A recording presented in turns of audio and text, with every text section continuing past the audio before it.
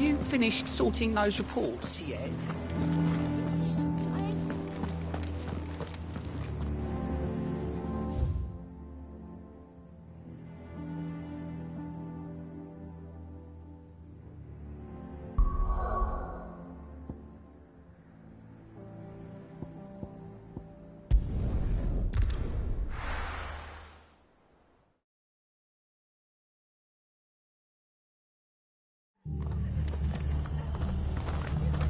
Fucking Imperials. Best off staying where we are. For now, I reckon. They've killed my parent.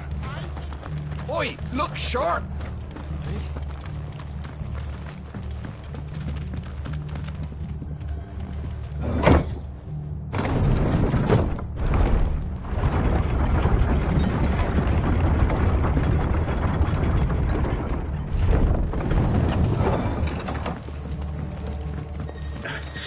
Get those horses touching.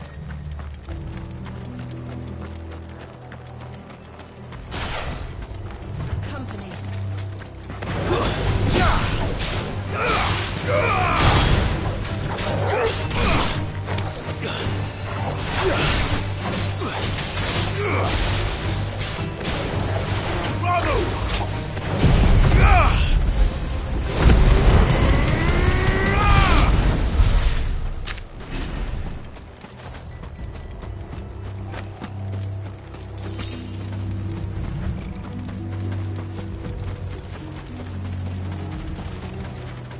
Look. Up ahead. Martha, are you hurt? Don't worry about me. It's them at the Abbey who need you. You have to do something. Tell us what happened. What happened? The damn Black Shields, that's what happened. The Black Shields? The bastards caught wind. The abbot and I were helping bearers. They were gonna hang us both. When the sick rose from their beds, poor souls turned on the Imperials. Distracted them long enough for me to get away. Then they may still be alive. Martha, do you think you can make it back to the inn? Cole is there with the other curse breakers. I think so. Thank you, Clive.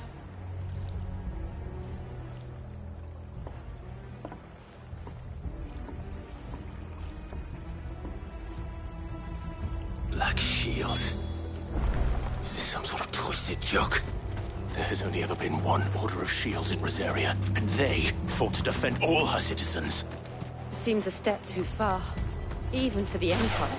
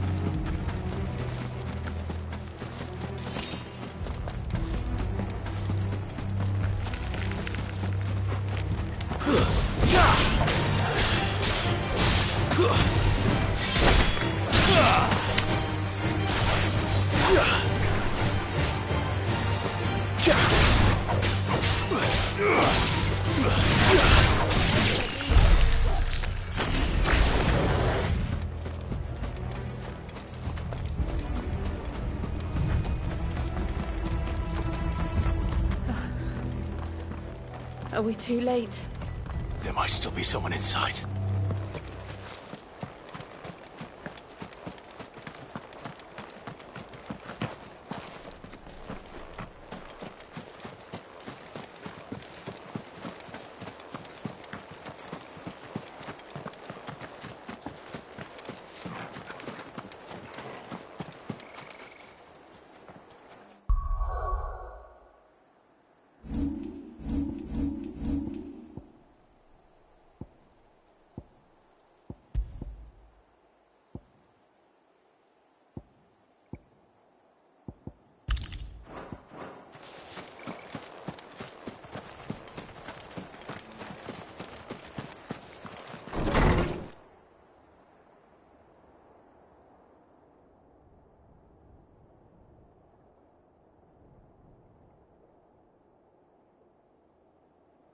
No. Damn it. I thought you lot were all spent. Murderers. They drove the bearers to this. Wait.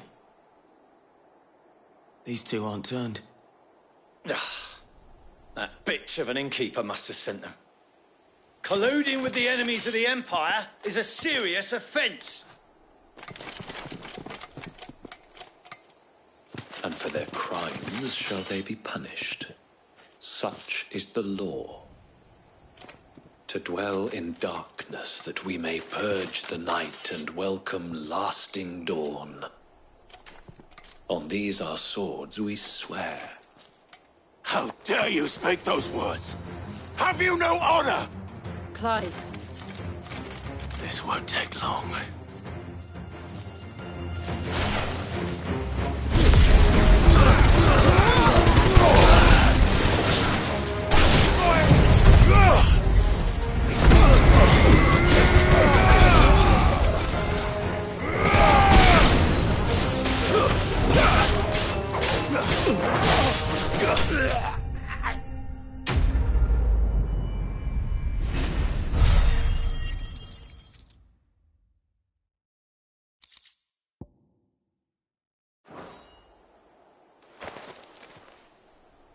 Is that all of them?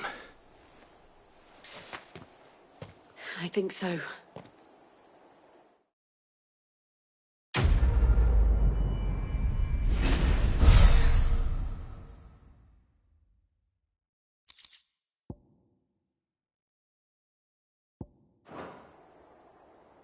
I didn't see the abbot. He may still be alive.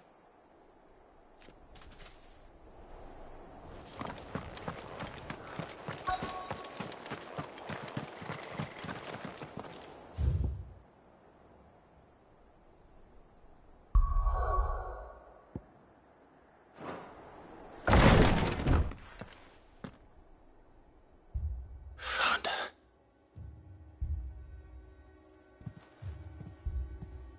The abbot.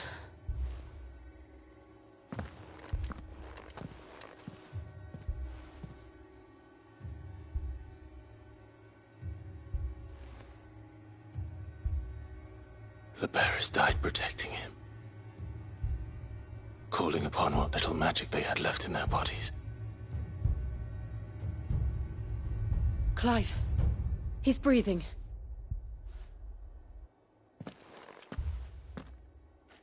We're friends of Martha. We're here to help. Are the Imperials dead? They are. Every last one. If only that were true.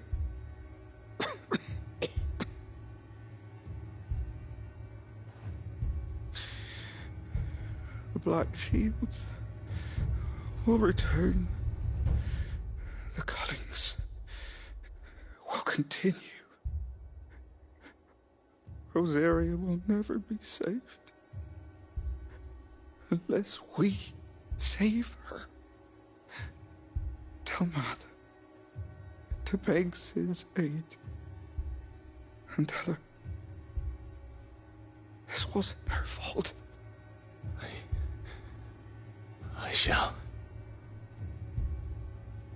Sid, Where are you? Sid! In here! We found a survivor!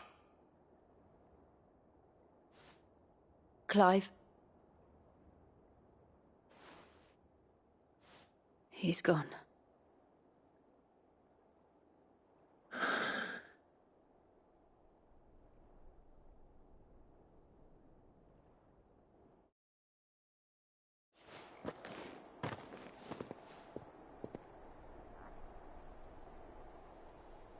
We've laid the abbot to rest. But the bearers... they didn't need to die like this. No, they didn't. But it was their choice. They knew the fate that awaited them and chose to meet it on their terms, fighting for those who fought for them. Martha said they rose from their beds, threw themselves at the Imperials so she and the abbot could escape. I've gathered the bearers' remains. We should consign them to the tide. There's a drawbridge not far from here. Radix Jump. The currents there are swift. If the abbot was still with us, he'd have taken the dust there himself and performed the casting. I'll get someone to... I'll do it. Of course. Cole and I will remain here and see to the Imperials.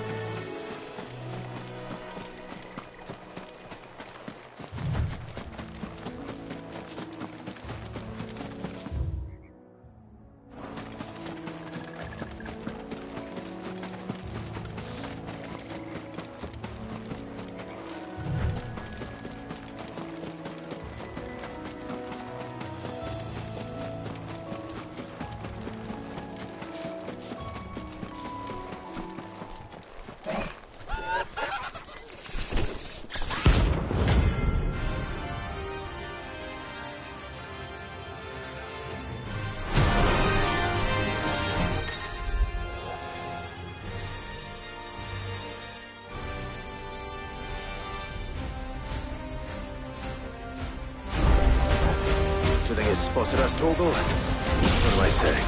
Of course it has. It's a floating eyeball.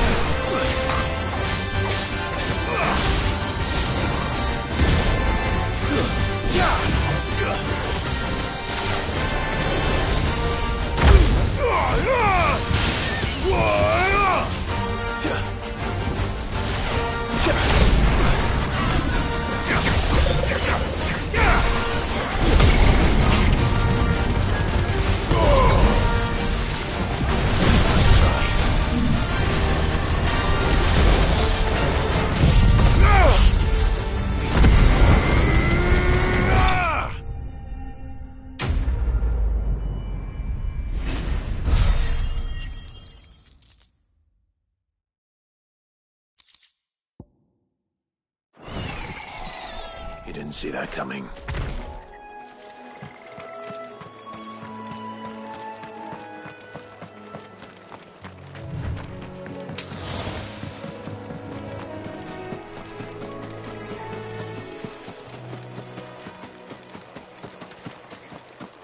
That must be the bridge.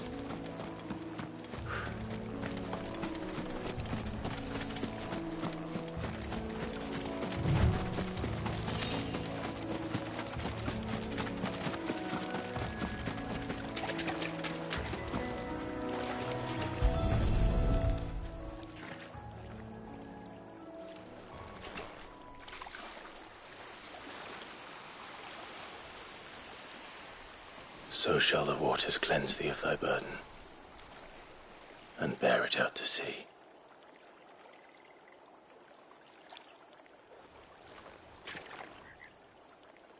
And now they are truly free. I hope so. What of the Imperials? A pyre was made. It's more than they deserve. We should go back. Cole is worried about Martha. All right.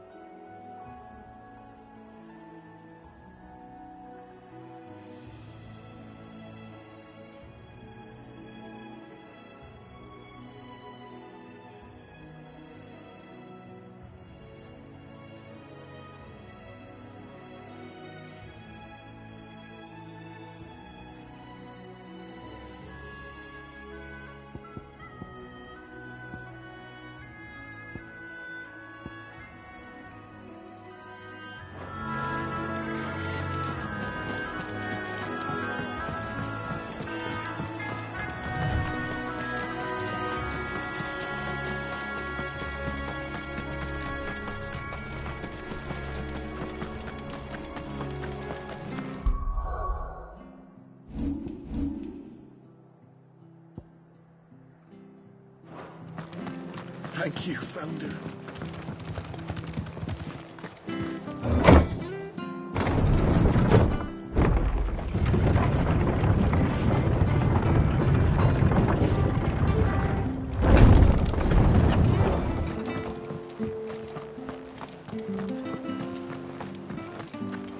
They called themselves our country. Anything catch your eye?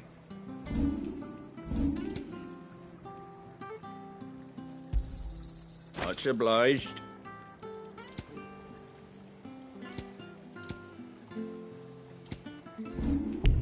That all, is it?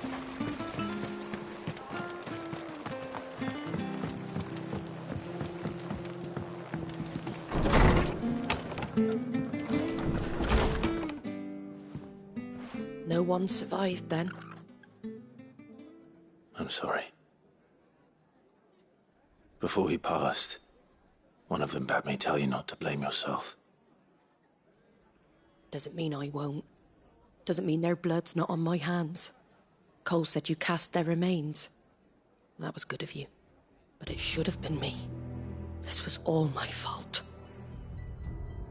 How? You couldn't have known. But I did. And I turned a deaf ear to the warnings like the fool I am. The rumours started moons ago. Of black-clad devils descending on villages in the dead of night to slit the throats of sleeping bearers. But I assumed it was all just nonsense concocted by the Empire. Nothing but a ghost story meant to make folk think twice about lending a hand to a fugitive bearer. And in ordinary times you would have been right. What these Black Shields are doing is unthinkable. Which begs the question, why do it at all? My mother obviously has a hand in this. I cannot make sense of her actions. And picking what goes on in that woman's head is a job for someone with more time on their hands. Right now, I need swords and men to wield them, preferably big ones.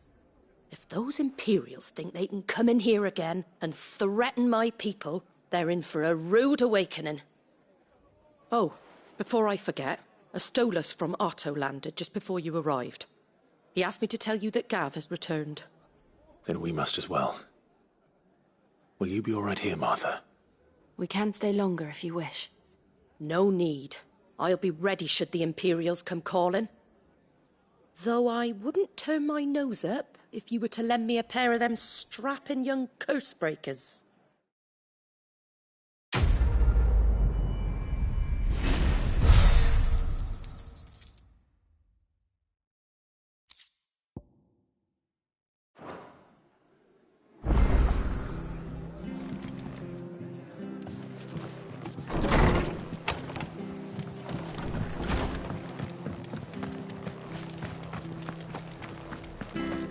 Try not to move. Oi! You there! Don't... You handy with that sword of yours? Course you are. Bet you're a bloody marvel with the thing. Now, question is, are you willing to use it or not? 'Cause a flock of noble chocobos are in need of help. Chocobos? You heard me right. Wild birds? The big ones? And not just any chocobos at that. Whiteheart and her flock are the bravest birds you ever did see. They protect travellers round these parts from bandits and the like. Chocobos? Fighting bandits? It's true. Why, they saved me from a gang of footpads only yesterday. Nasty lot they were too. And now they're back, looking to settle the score. Well, go on then. Don't just stand there. Go and help them. All right. There's a good lad. Where can I find these chocobos? I saw him cut across the way over yonder. The rotten scoundrels were driving the poor things towards the old dock. It's a dead end, that is. You save Whiteheart and her flock, you hear me? There ain't a pluckier bird in all the world. She's a hero to us locals. And don't worry, you'll know her when you see her right enough. I'm sure I will. And good luck to you. And give those no-good bastards a hiding from me.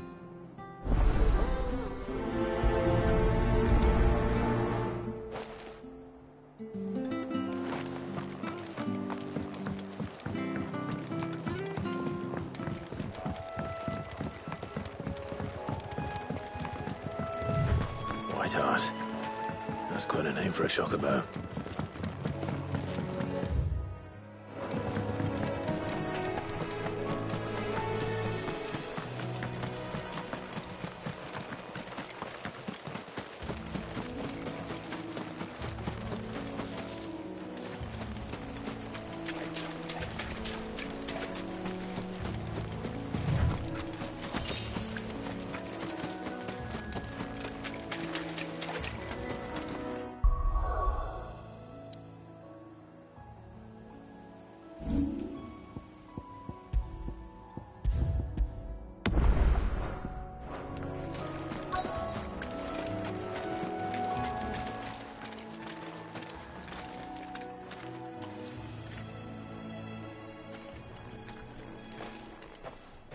A white feather. I thought Ambrosia was one of a kind. Speaking of brave birds, looks like they went that way.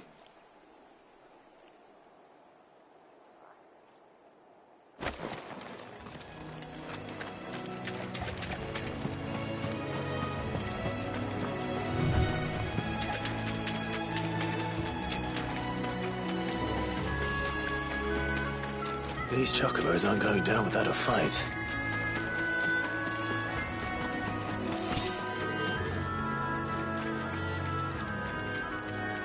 They're in trouble.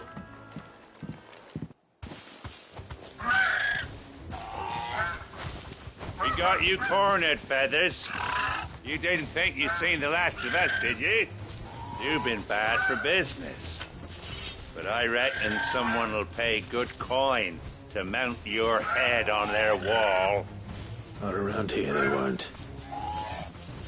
Oh. And why's that, eh? Because she's something of a hero in these parts. You hurt her, and I hurt you.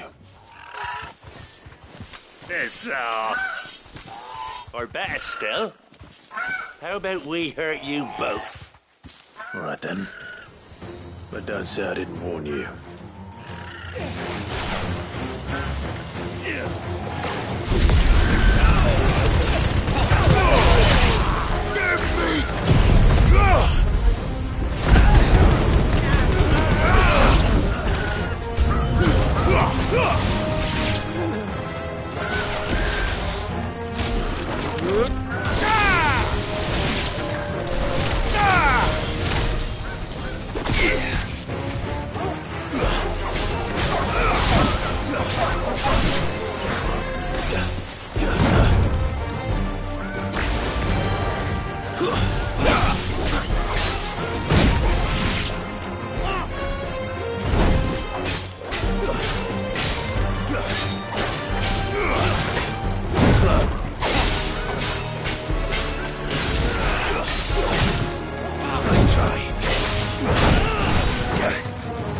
Help me, boy. You're a fine hound.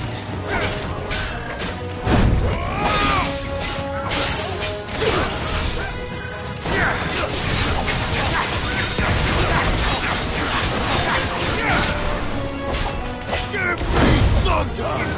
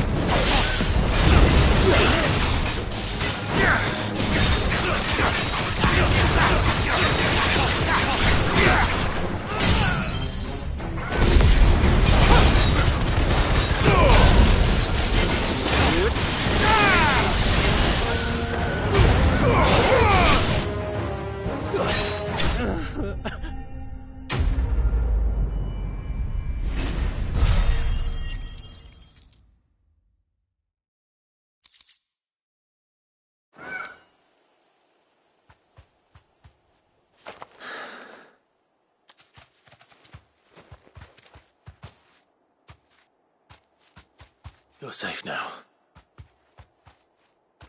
White Heart, I presume. Do you know her, boy? That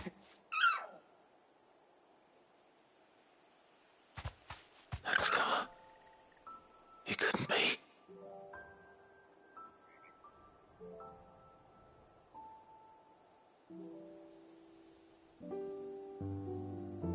Ambrosia.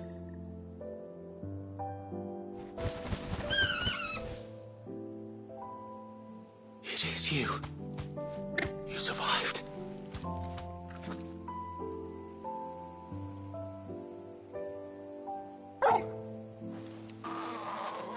And you found yourself a flock.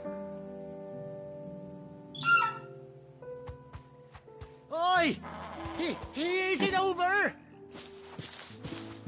I thought I'd come and see how you were getting on. Oh, you sorted the bastards then. I knew you would. And the whole flock made it through unscathed. Thankfully they did. And not only that.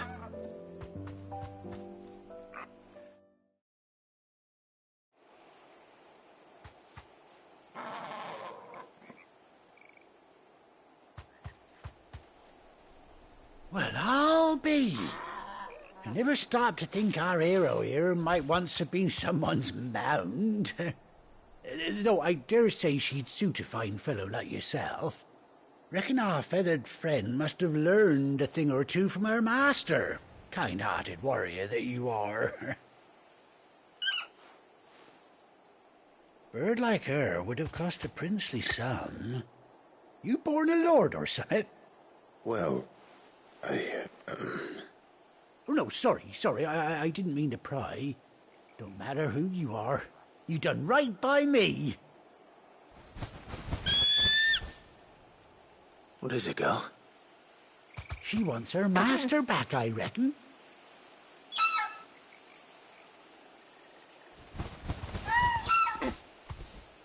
Told you.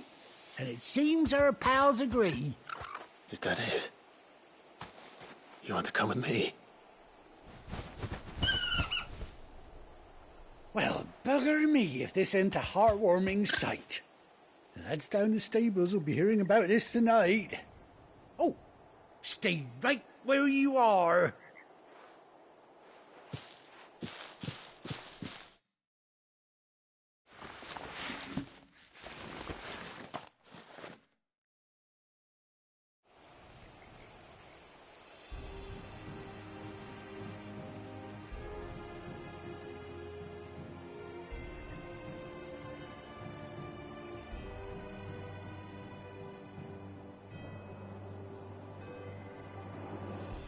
Doesn't she cut an handsome figure, eh?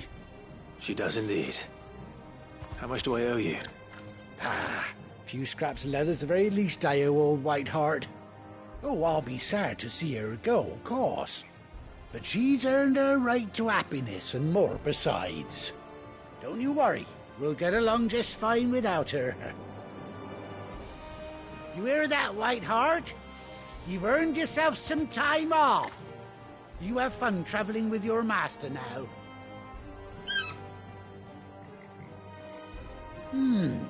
You seem awful familiar now I get a proper look at you. That's it. When those chocobos swarmed my cart on the road, didn't you? No, that can't be right. That fellow was a bearer. Must have been my double. Oh, must have been, eh? Oh, that'll be the excitement getting to me. Silly sod that I am. Pay me no mind. Anyhow, best be on my way. Good luck to the both of you.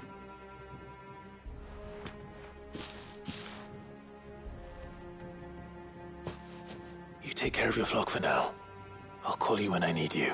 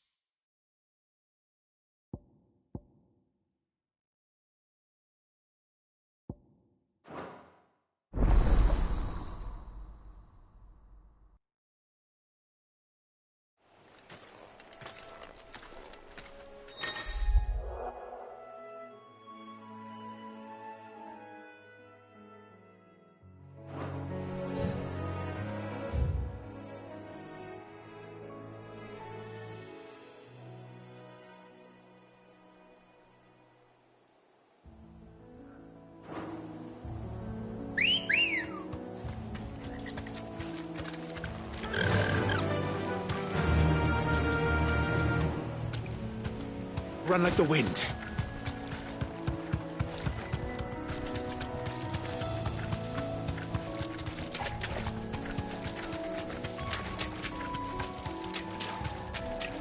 We're not alone. straight home now.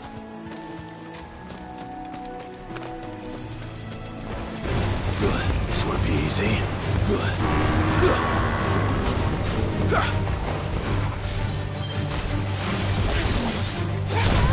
Too slow.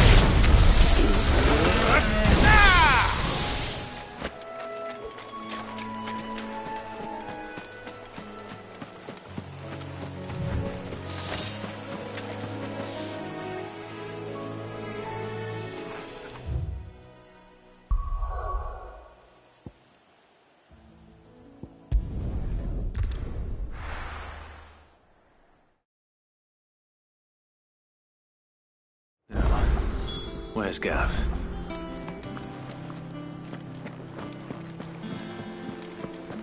That broom's as ragged as So Mather's all right. Yep. Others weren't so lucky though.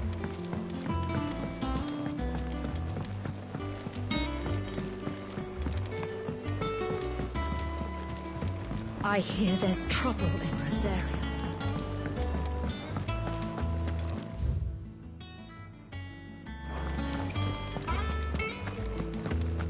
Think it's all right to touch him?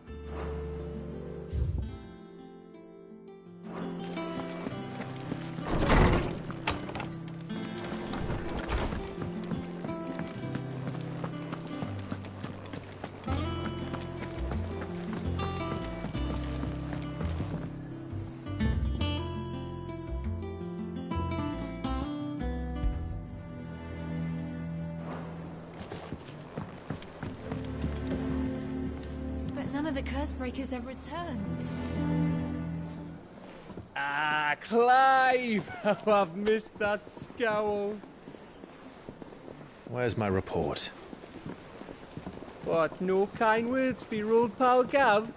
If it's kind words you're after, you're fishing in the wrong barrel. Now sit down, you fool.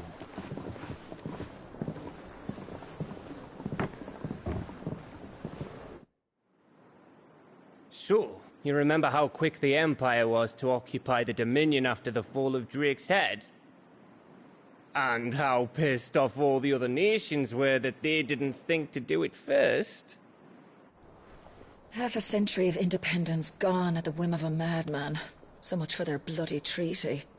Clearly, the promise of unblighted land and the world's supply of crystals was too much for his radiance to resist.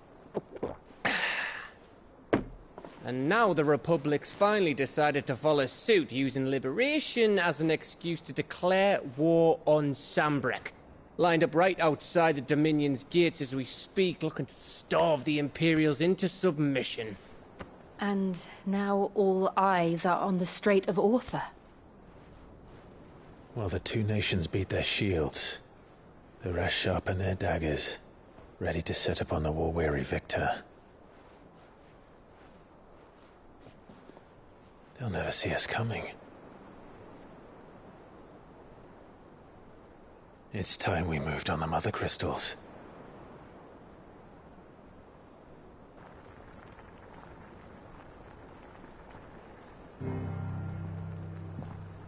Four Mother Crystals remain in Storm and Ash. Drake's Breath near Ironhome. Drake's Fang in Dhalmekia. Drake's Spine in Waloed. And Drake's Tail here in the Crystalline Dominion. With the bulk of the Republican army marching to Twinside, Drake's Fang will be left exposed. That is exactly the move Kupka would anticipate. And if there is anything these past 5 years have taught us, is that he loves his traps. There is one place, however, where nobody will be expecting us to go. Drake's Breath. There's a shitload of sea between us and it, and I've never been much of a swimmer. I have an acquaintance in Port Isolde who may be able to help. Who's that then? My uncle, Byron Rosfield. Lord Byron Rosfield of the Seven High Houses, the trade magnate with holdings in over 100 cities. Wait, Rosfield. And you're a Rosfield, of course. My uncle's name gave him his start in the world, but it was his acumen which earned him his fortune. Along with a handsome fleet of ships. Well, it's settled then. What are we waiting for, eh? Huh?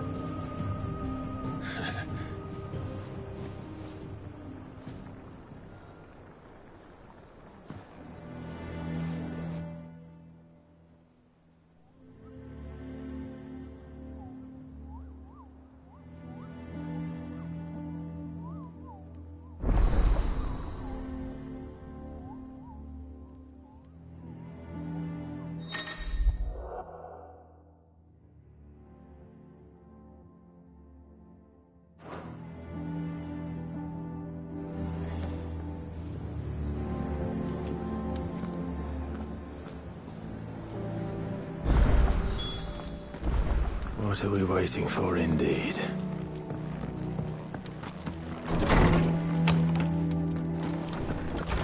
Everyone used to live in the sky. They ate flying fish. My knowledge is yours. I have a few new notes that might interest you.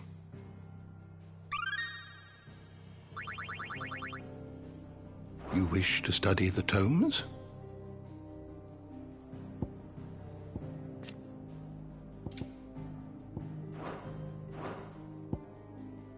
Did you learn everything you needed?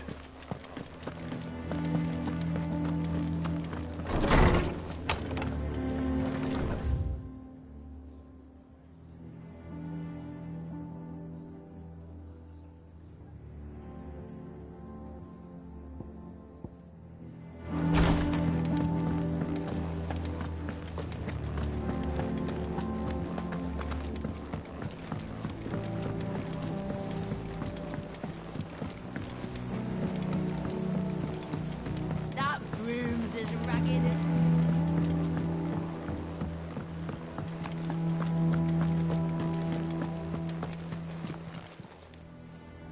Oh, Clive. Welcome to the Patron's Whisper. The Patron's Whisper? Does that mean someone else is taking care of our friends' donations? Oh no, that's still me. It's just Karen has her toll, Blackthorn has his hammer. I thought a new name might liven things up. I still catalogue every item that arrives, in addition to setting aside those tokens of appreciation the sender has specified are to be presented to you personally. Would you like to see if we have any? Here's everything we've received and everything promised.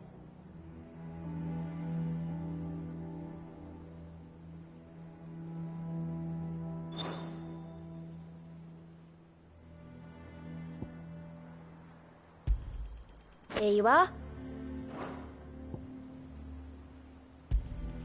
All yours.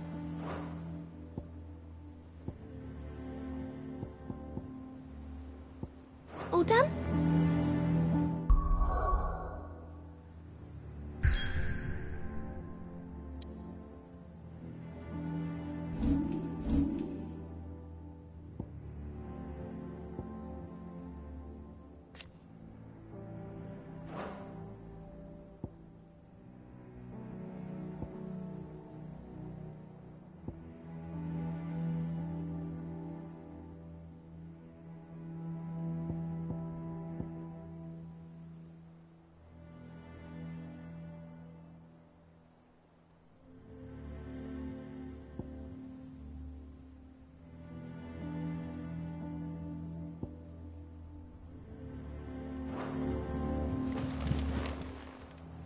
Clive! Quick look.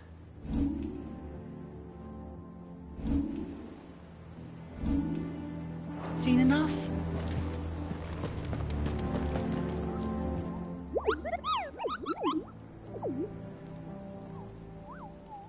What's the matter, Nectar?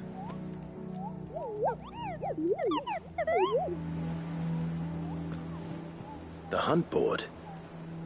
It's where the Cursebreakers post sightings of particularly fearsome beasts. Those that might pose a threat to our operations if they were left to roam free. Just because they can't be dealt with when they're spotted, doesn't mean they can't be dealt with later. Was that what you wanted to know?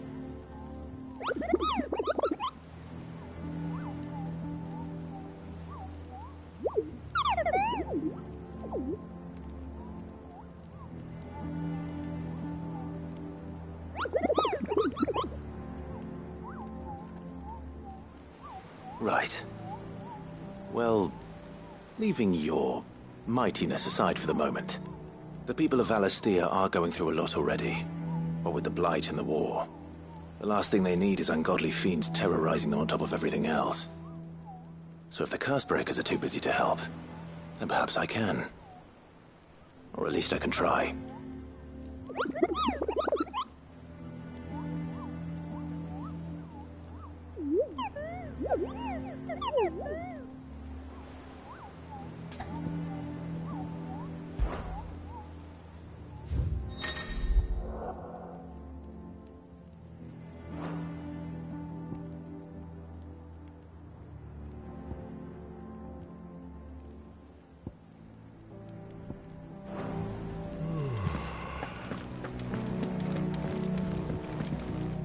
Ah, my favorite pupil.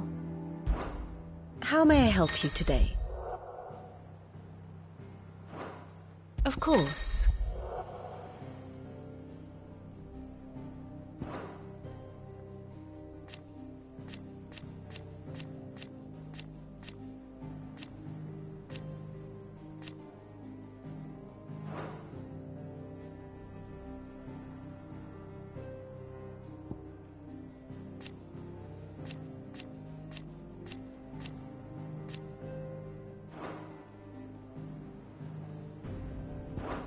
Thus ends today's lesson.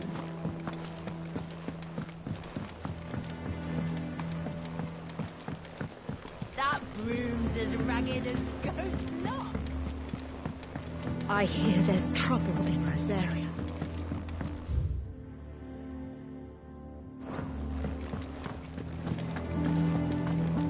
Think it's all right to touch him?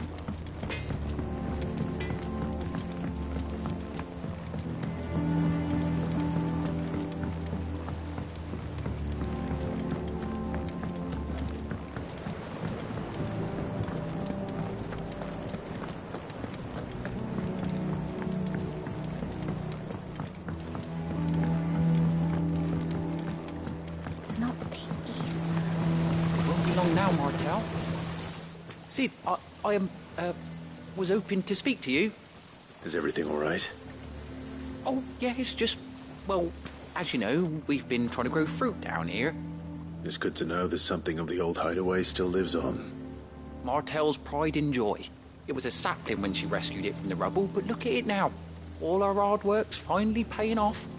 I took it on, you see, after she died, and now the fruit's finally ready to eat. And not only is it ready, it's actually tasty. Sweet as you like, in fact. She bred the bitter right out of it. Impressive. And welcome news to more than a few, I'd say.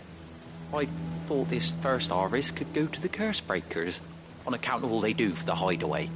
You couldn't take them some, could you? Seems better them coming from you. It'll be nice being the bearer of good news for a change. Oh, thank you. She always had a soft spot for that lot, see? And once they've had their share, I'll see to it that everyone else gets some. Here you go. Martel apples, they're called, in honour of her memory. You hear that, Martel? Today's finally the day.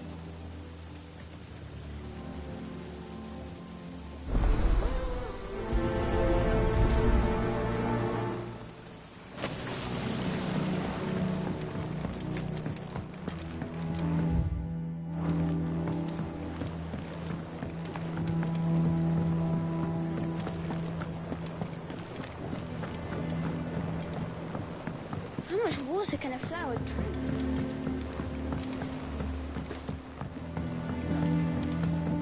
Did you come through the forge? Day. It smells like a still.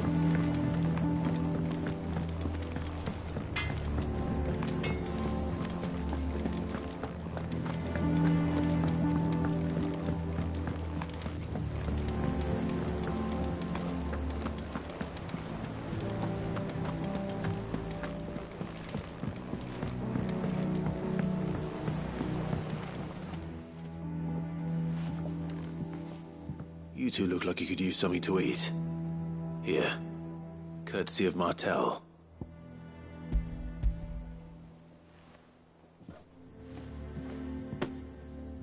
Martel. Now, where have I heard that name before?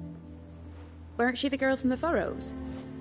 Course she was. An odd sort, that one. Loved plants more than people.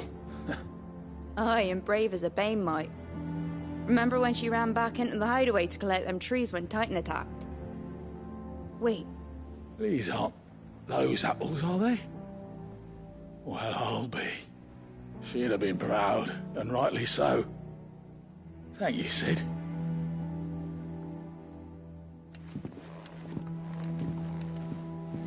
Others weren't so lucky, though. A gift from the backyard. For your service.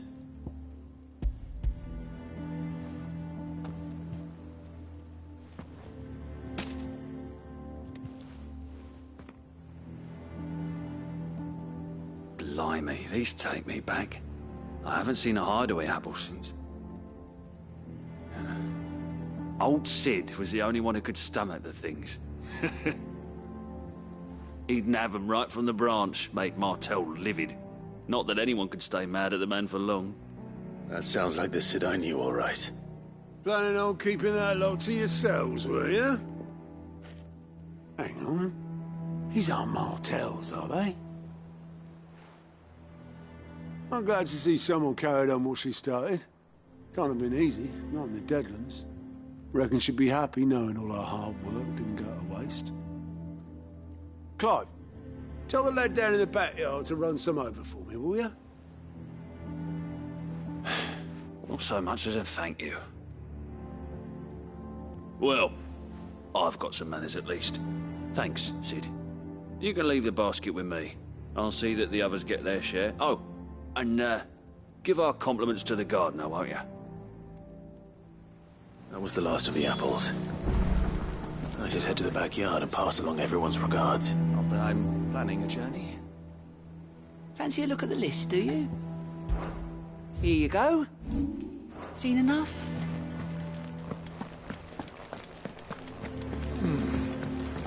old apples grown up.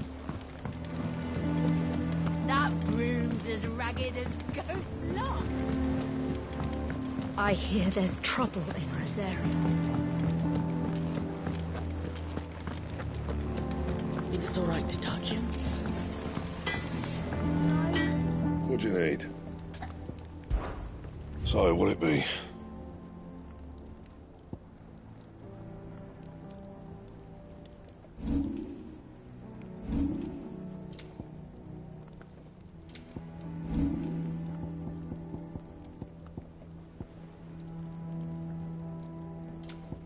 Anything else?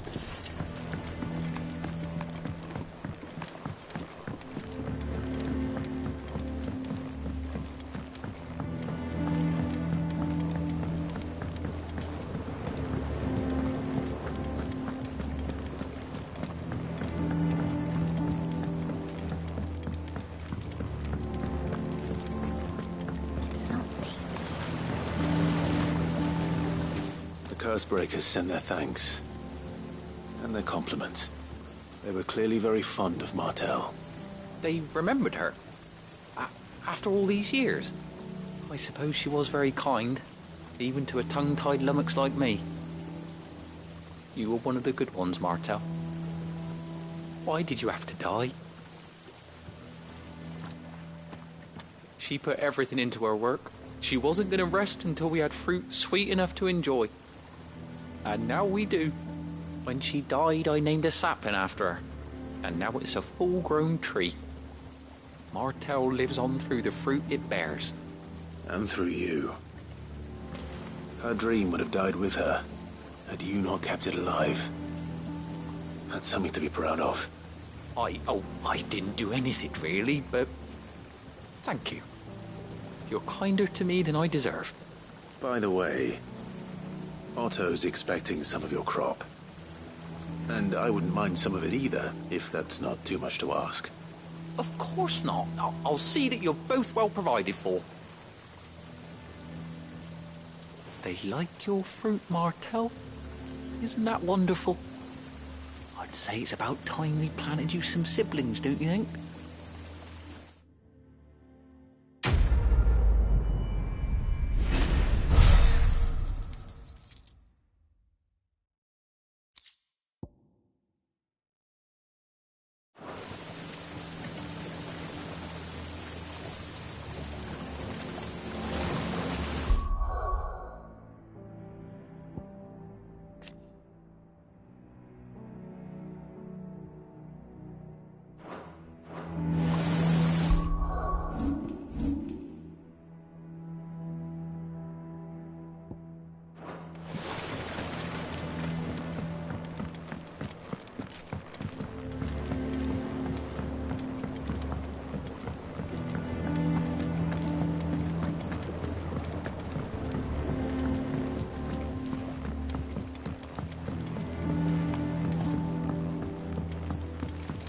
Come through the forge today.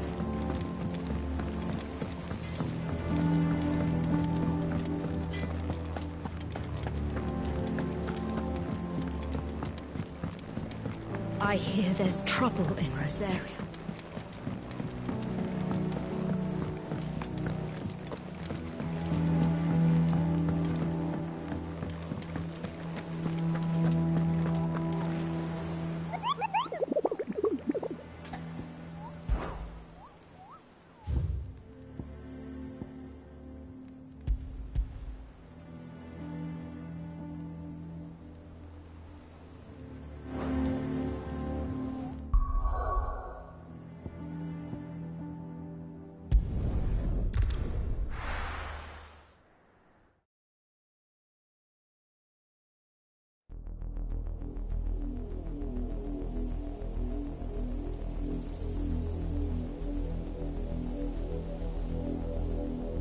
Do you think it was wise to leave, Gav?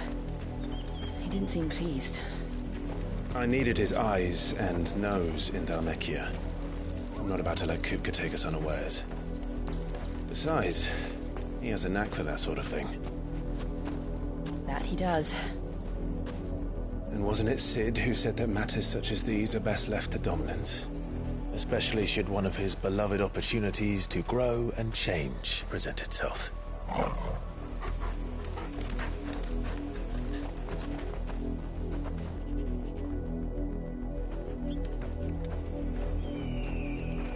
I always knew that I would return one day. Return to Ironhome. For what? After learning the truth, you were given the chance to face your past. If I am to continue at your side, I must do the same.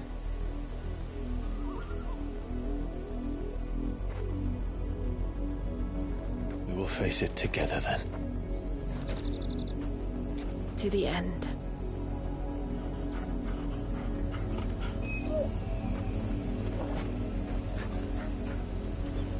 Come on.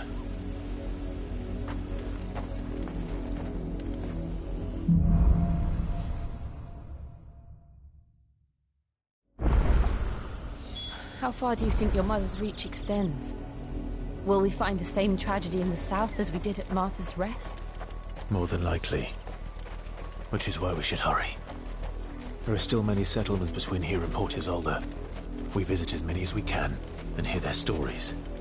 Starting with the village of Amber.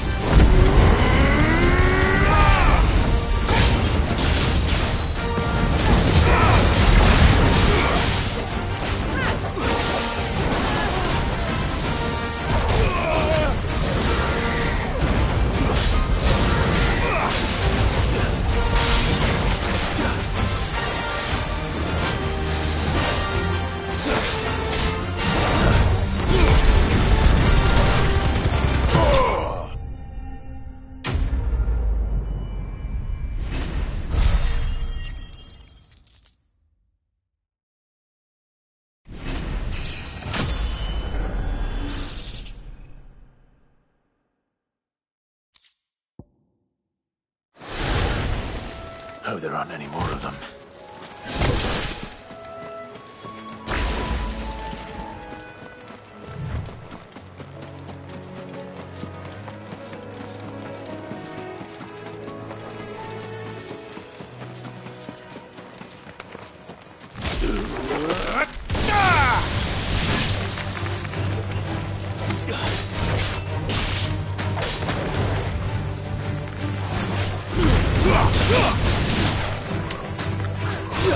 It's over.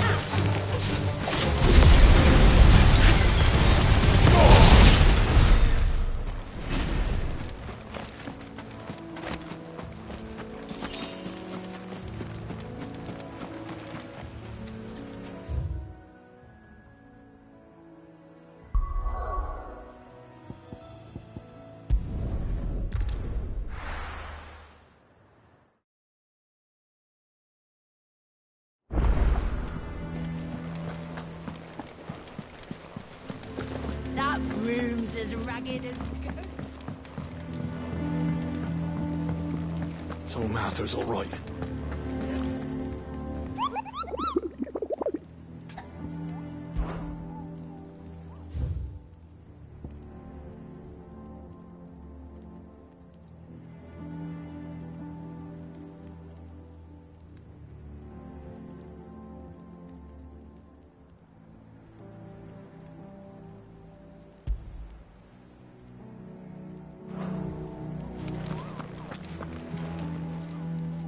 Oh, I wasn't expecting you back, son.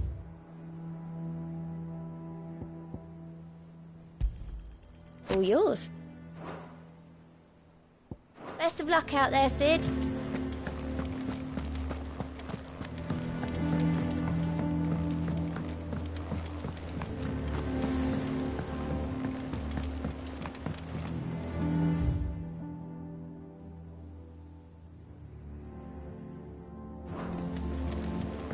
I hear there's trouble in Rosaria.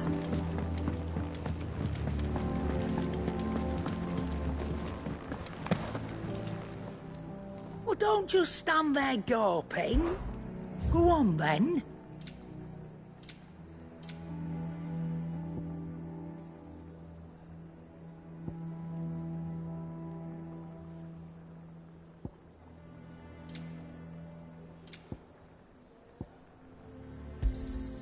You're rubbing me blind, you know. You'll not find a better price than that. Is that all? You think it's all right to touch him?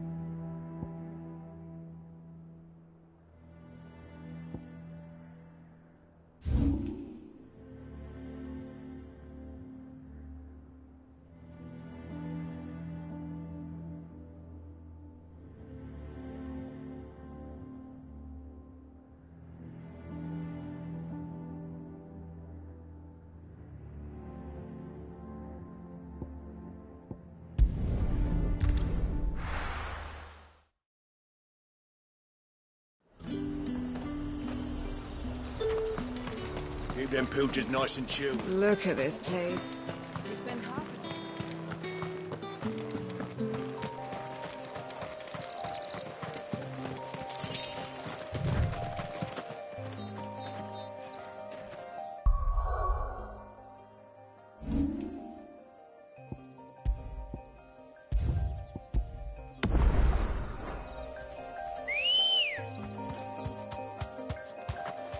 Come on.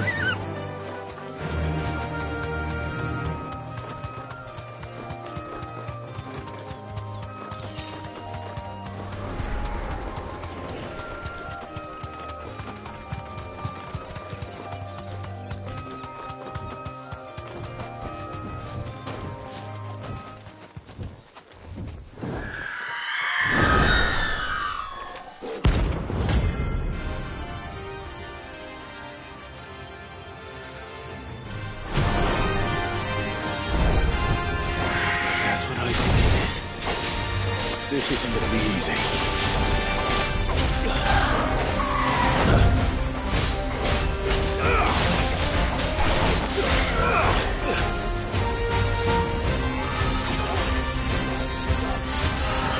Too slow.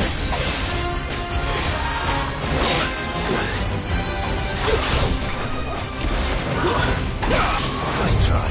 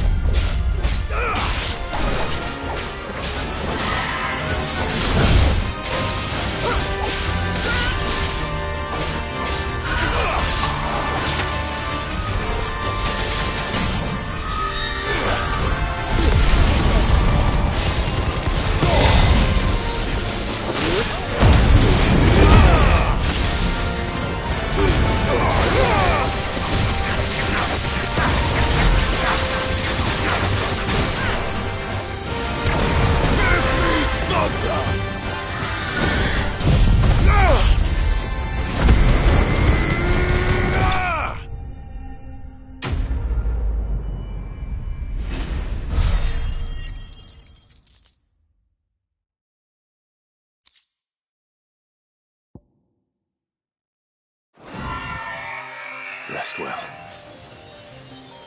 I know I will.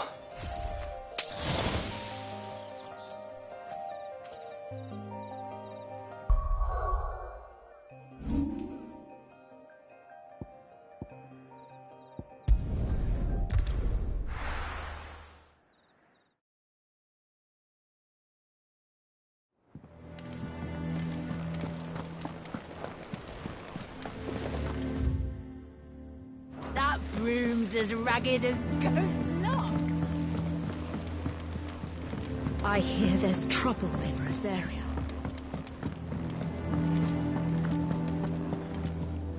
Welcome back, Sid. Don't be a stranger, Sid. And what can I do for you?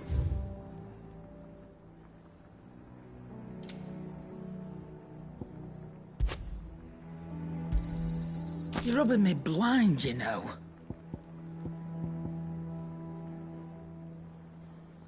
Come again. Or don't. I'm not much bothered either way.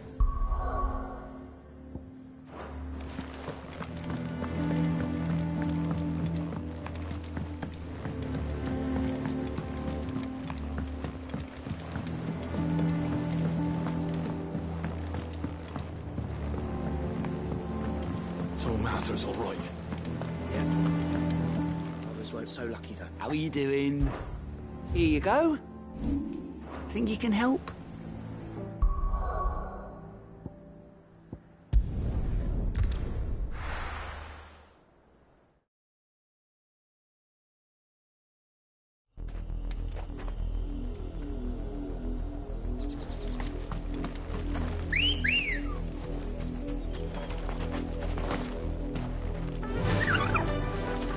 Fly, Ambrosia.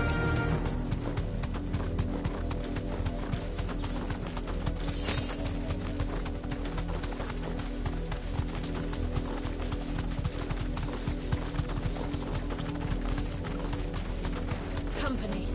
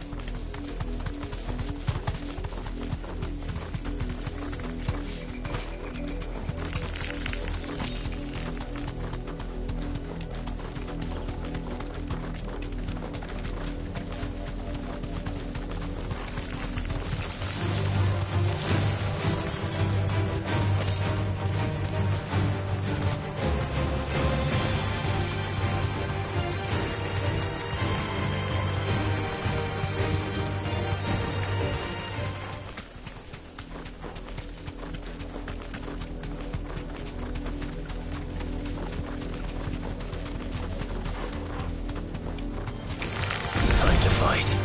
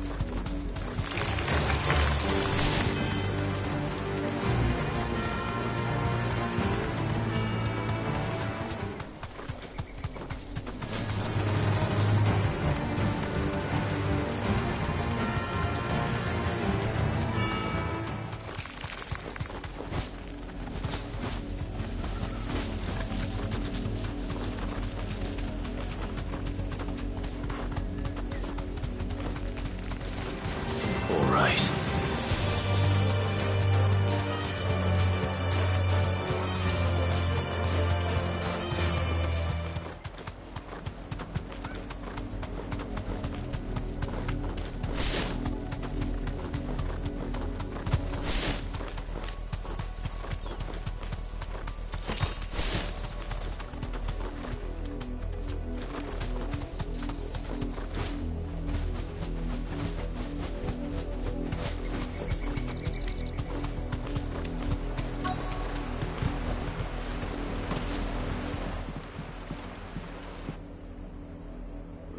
Mockery of justice is what it is. Lord Elwyn would never have stood for this. Quiet, you! I think we're loyalists. Jill, look.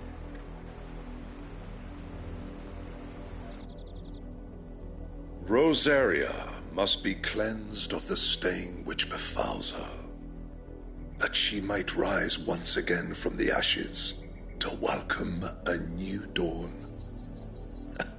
'Twould be a pity to make examples of you all for the transgressions of but a handful.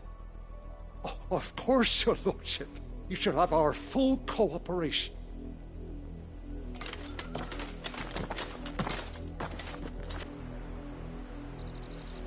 What business could the Black Shields have in a village this small? There's barely room to hide a bearer. Then they must be here for something else. You fancy dancing a gallows jig like the miller's son? Welcome, stranger.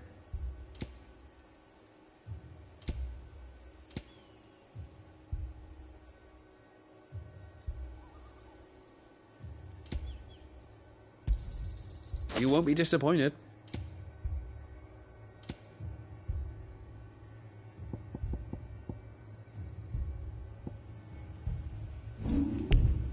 I suppose we won't be seeing you again.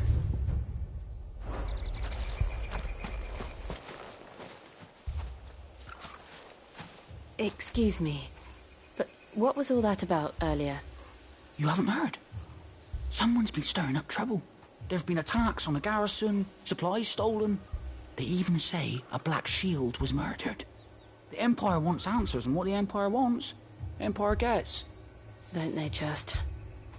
Keep your ears open, eh? The Black Shields will pay good coin for information on the culprits. You'd have to be dull as a sack of stones to think you could take on the Empire. What with their 100 full legions? 100? I heard it were 1,000. We're going hunting for outlaws. How do you like that, boy?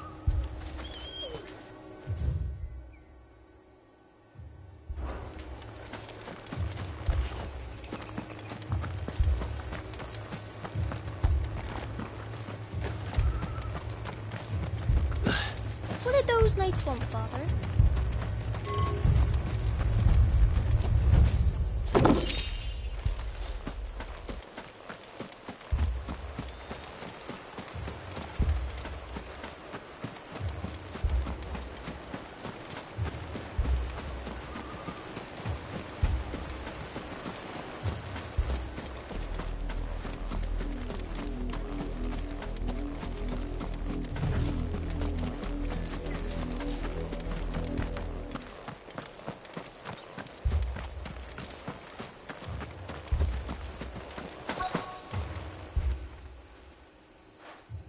You seen him, didn't you? I'm sorry. The Black Shields. Just now. You seen them, didn't you? At least I think there was a Black Shields. Can't say I ever saw one before. Was this the first time they visited the village? What do you think? Amber's the arse end of nowhere. And they thought we might be harbouring firebrands. Huh. If only we were. I might have turned them in and become a Black Shield myself. You don't think these firebrands the Empire is looking for could be us, do you? I don't know. But we need to find out. 2 more left to join the garrison, isn't there?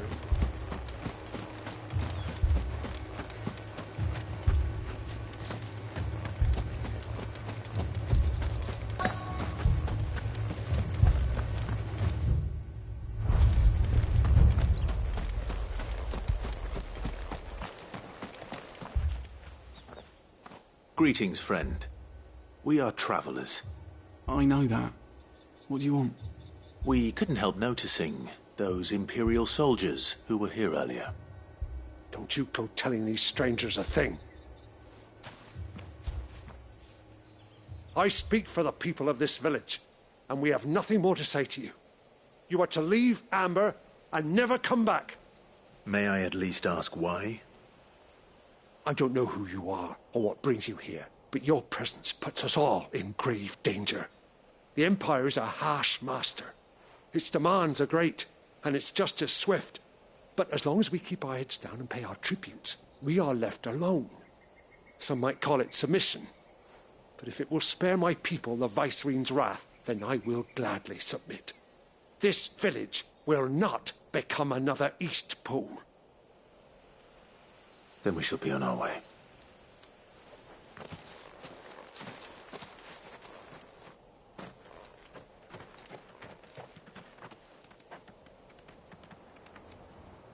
These people live with a knife to their throats. In the mistaken belief that if they cooperate, my mother will show them mercy. Obedience bought with fear. Are you all right? Sorry, It's nothing. We still don't know who the Black Shields are looking for. Well, whoever they are, the Imperials deem them worth pursuing to the back of beyond. But other than Martha, who else in Rosari would have the courage to stand against the Empire?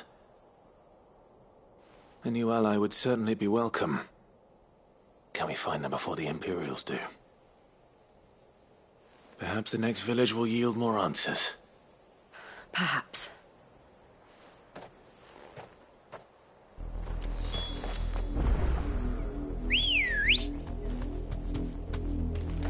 Ready, girl? This pass will take us through the mountains.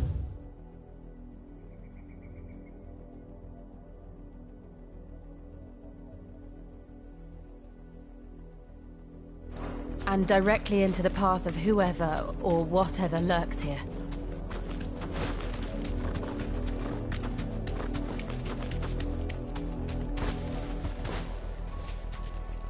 Straight home now. We're not alone.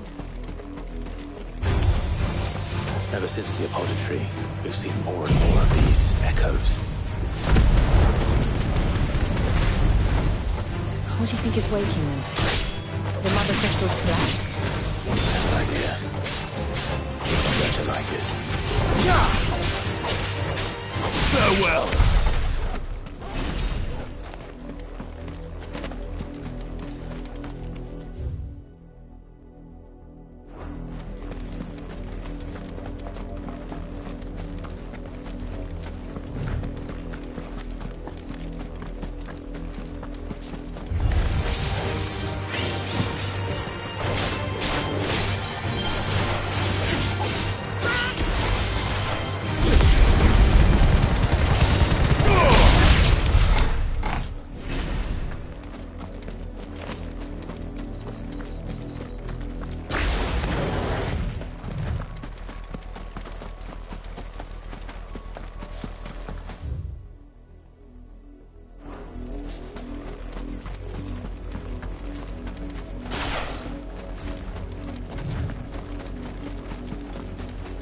More of my mother's men. Give me!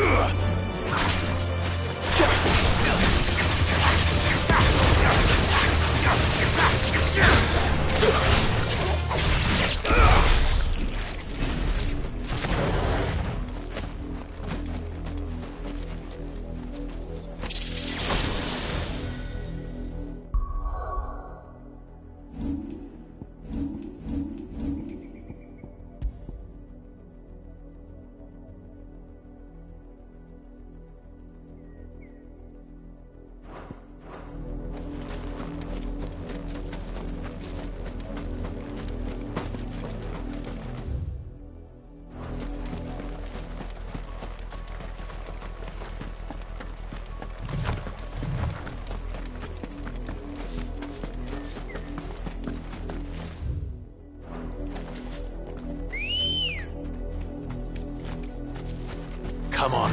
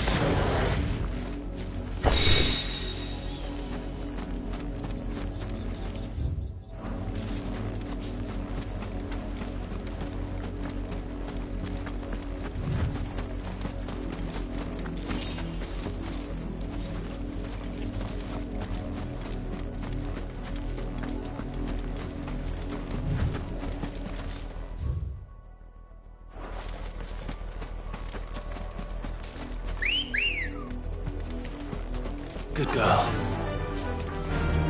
Fly, Ambrosia.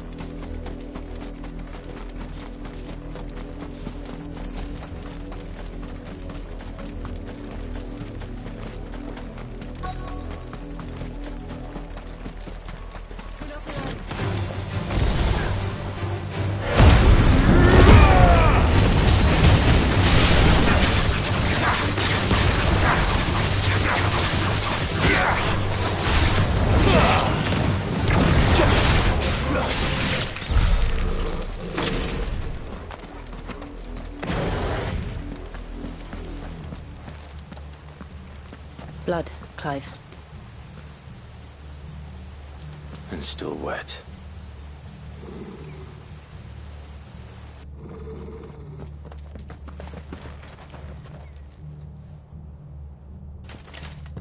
You were told to stay in your homes. The Black Shields. You know who we are. And still, you would bear your steel. Why then, we owe you our thanks. You have saved us the trouble of an interrogation. To dwell in darkness, that we may purge the night and welcome lasting dawns. On these, our swords we swear. Say that again. I'll show you a true salt berserker.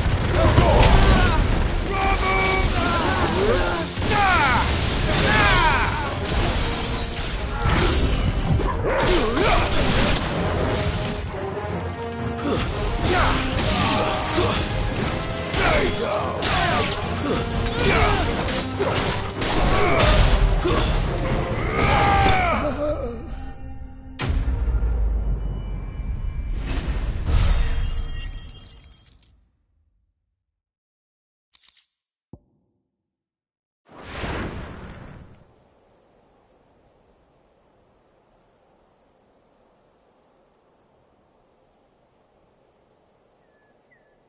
Tell me what I want and the end will be swift. Who are you looking for? Why, you. We come bearing a message. Your friends have been found. The branded you freed from our camps. They await you in Odil. Guardians of the Flame.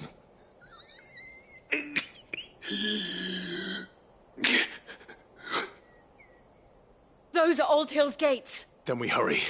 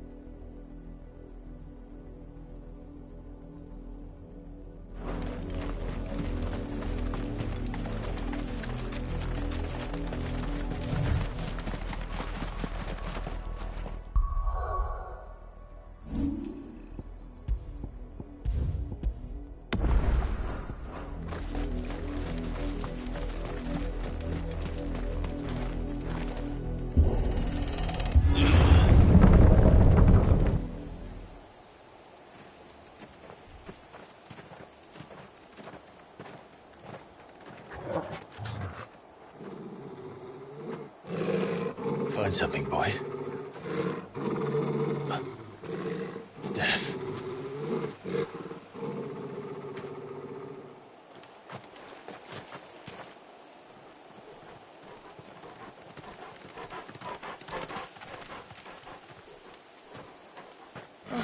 Found her.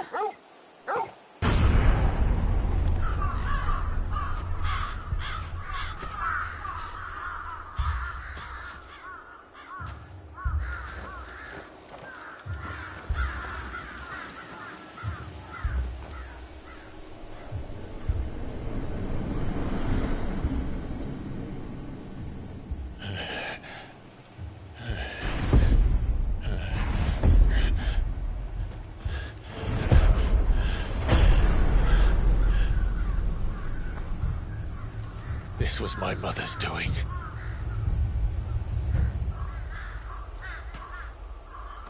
But why?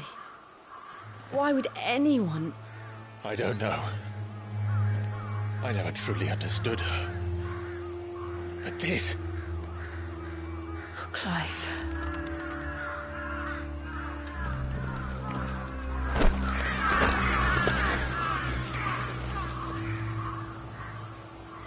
I will learn what madness drives her, and I will end it.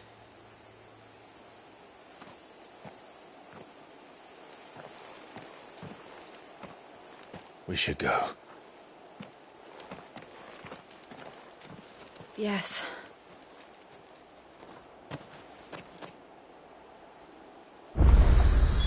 We can't leave them here like this. We won't. But if the Black Shields have made it this far south, they may already be in Port Isolde.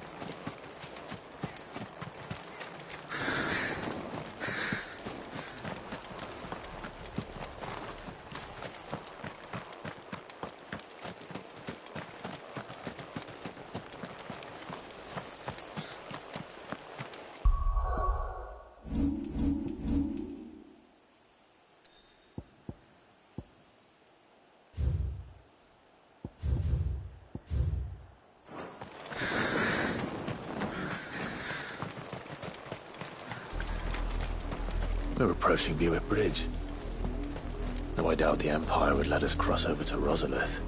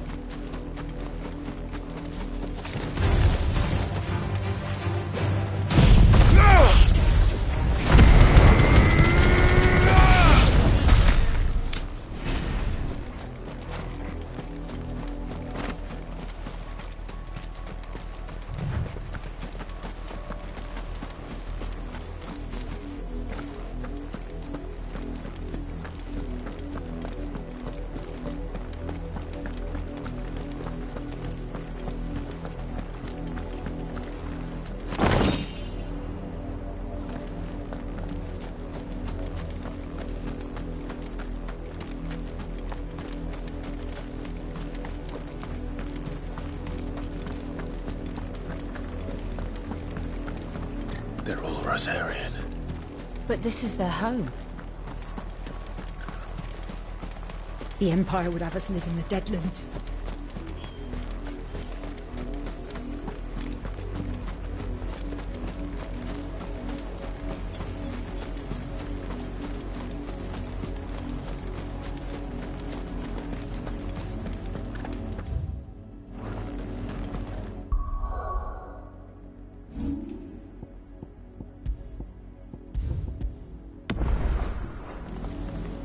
Ambrosia won't help me here.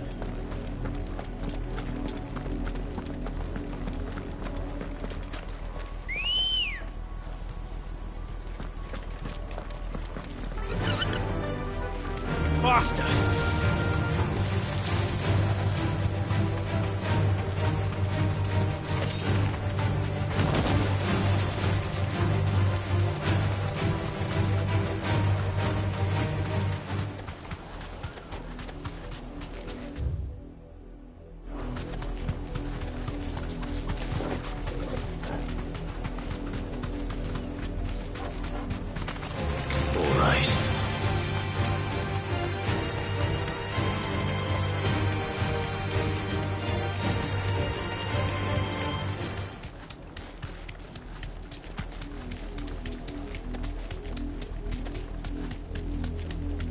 The last... What happened to this place? My mother happened. The nobles who lived here didn't stand a chance. Let's hope my uncle fared better.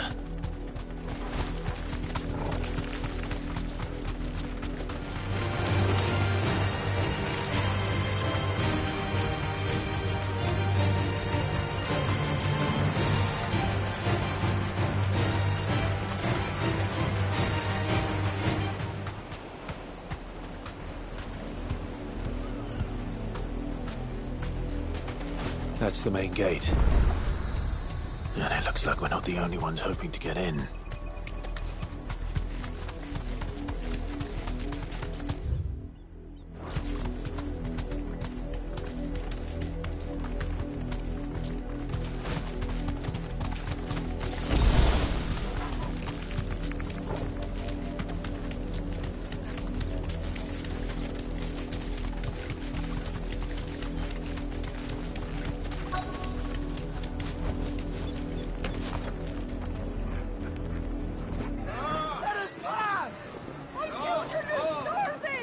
Have mercy.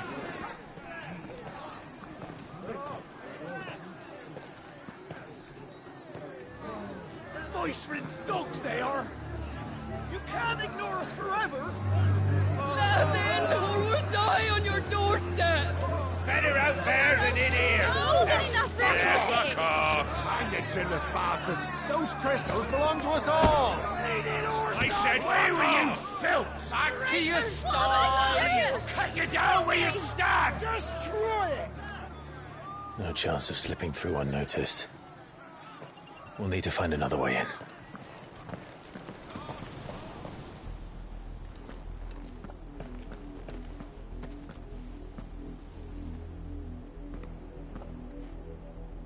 I thought we might be able to reason with the guards.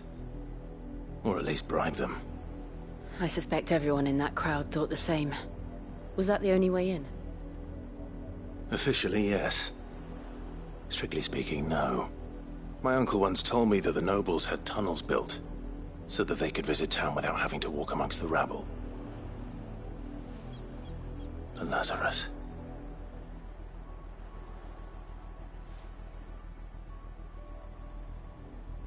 We'll find our way into the city there. If you're sure. The entire place looked abandoned. Do you think it's safe? As long as it is abandoned.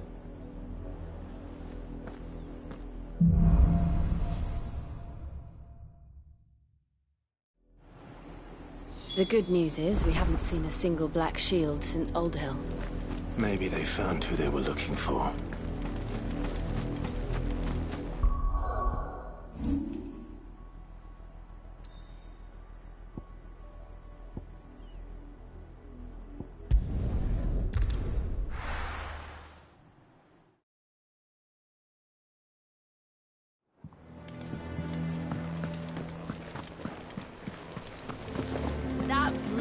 as ragged as...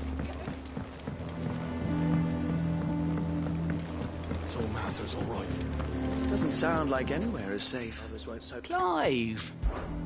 Anything catch your eye? Think you can help?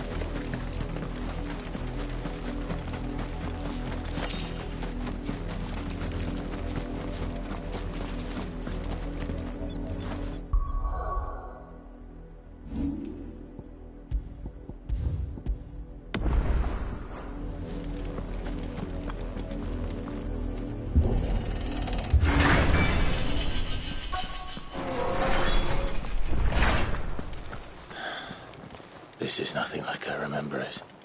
How quickly a crown can lose its luster.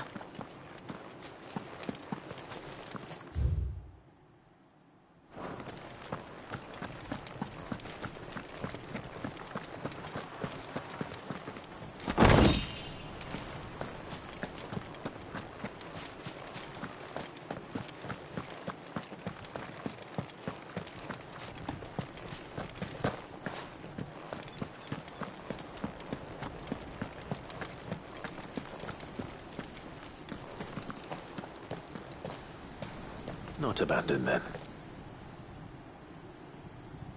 Oi! Visitors!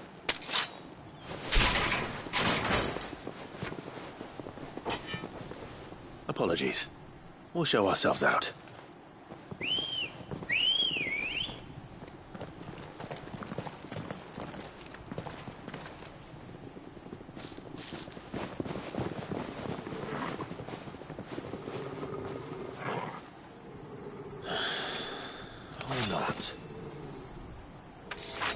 Yeah.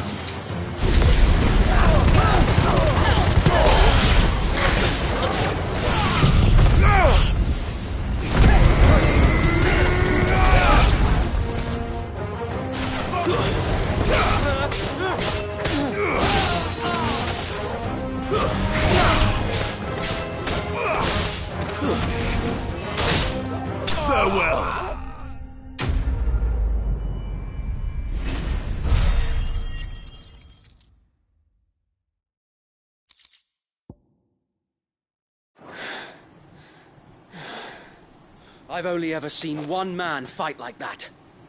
And he's long dead. Then perhaps it's time you joined him.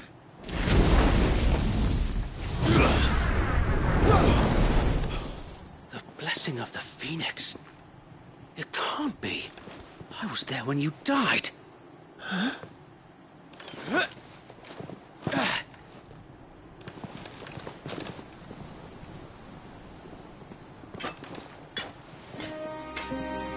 Forgive me, my lord.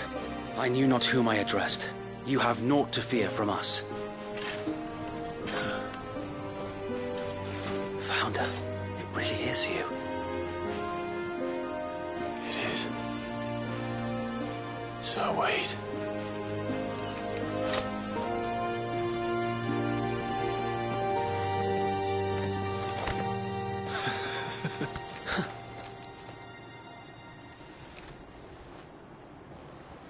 We can speak inside.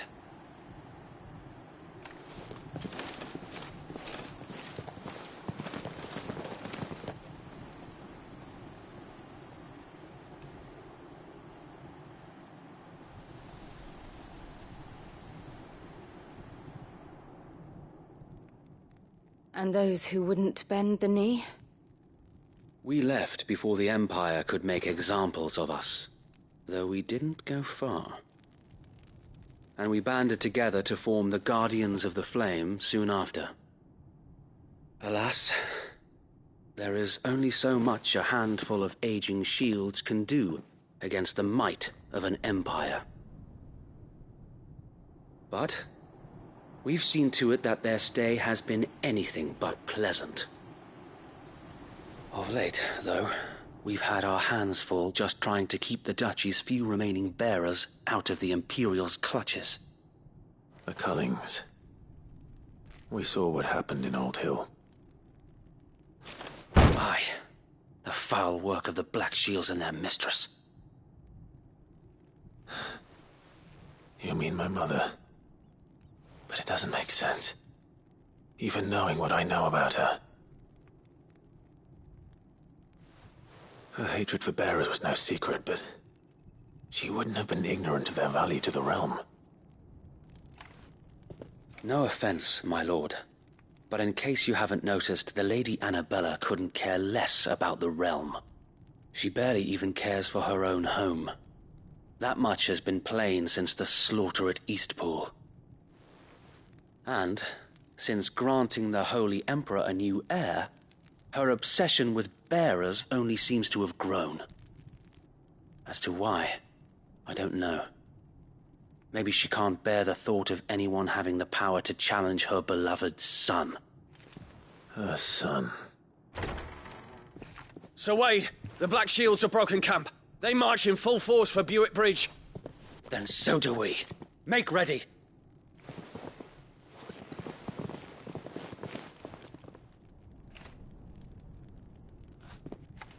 This is their main host. If we remove the head, perhaps we can prevent what happened at the docks from happening somewhere else. If I do nothing, then the blood of their next victims will be on my hands.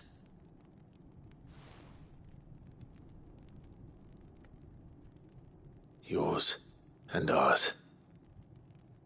We too have witnessed the crimes these men who dare call themselves shields have committed in my mother's name. It cannot be allowed to continue. We must put a stop to this madness. We must. So let us go with you. For the good of Rosaria. I was hoping you'd say that. Very well. If that is your wish, I would be honored to serve at your side. And we at yours. So, Wade, let us do our duty. With pleasure, my lord.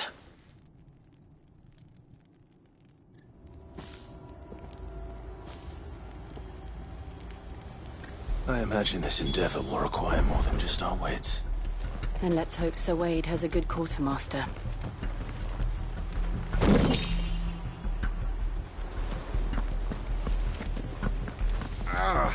We'll show them the fire in our The Archduke's son.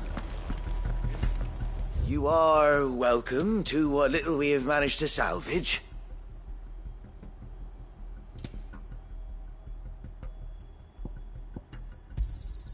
Of course, my lord.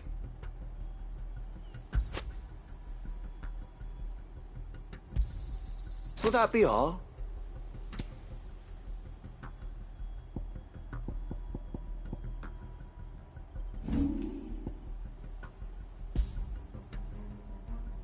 It has been an honor.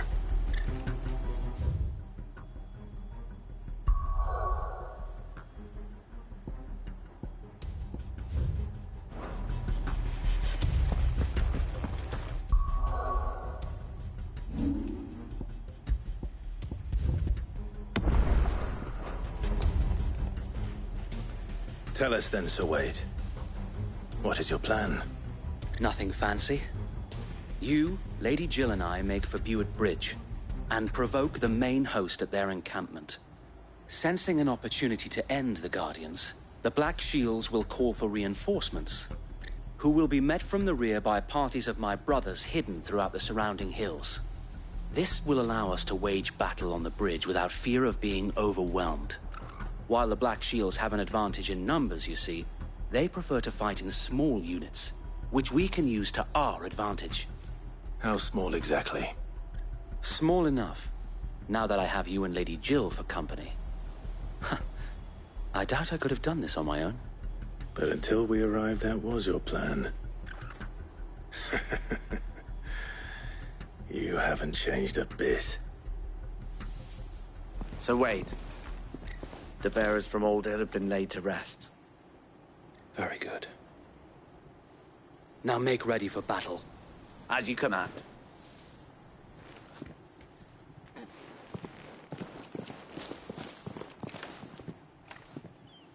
Thank you, Sir Wade. Perhaps now they will find peace. There is but one thing which will grant them peace. Putting an end to the Black Shields. And so we shall.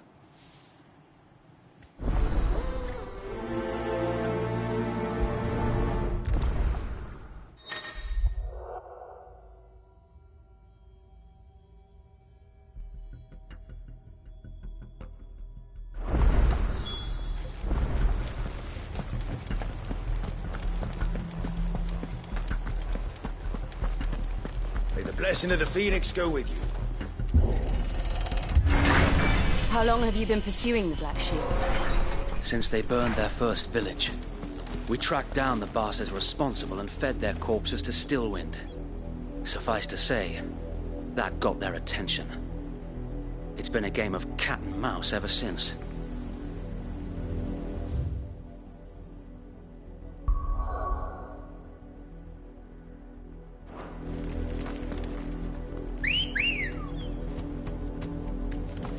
Let's go. Yeah!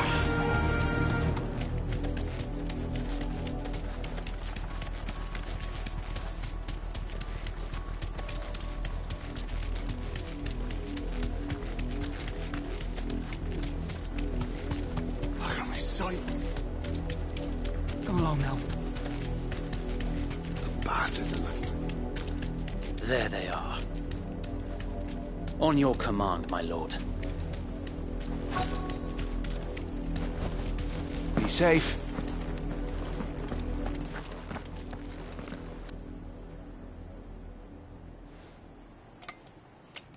What is it now? I told you! We bear a message for the Vicereine. From the Guardians of the Flame. Ha! You presume to tell us that a pair of filthy vagabonds, a woman and a dog, could guard aught against the might of the Black Shields? Then come! Die along with your flame! For Azaria! For Azaria! Your petty revolution ends here. On these our swords we swear.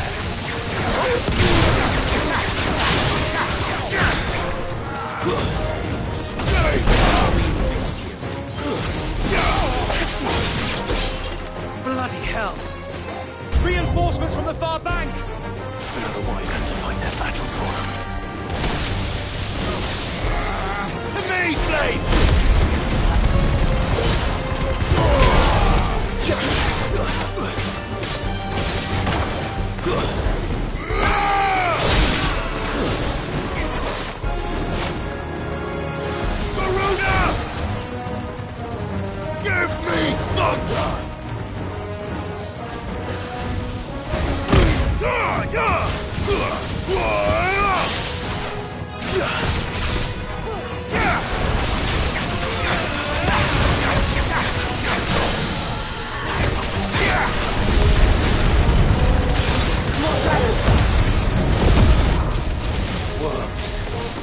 The Imperials aren't taking any chances.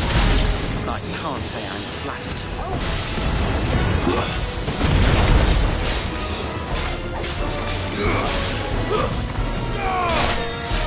It's over!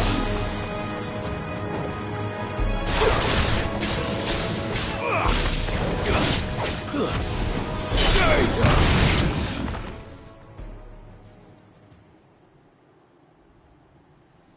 A noble stand, albeit a misguided one. In taking it, you have but proven our point, that this land is in dire need of cleansing.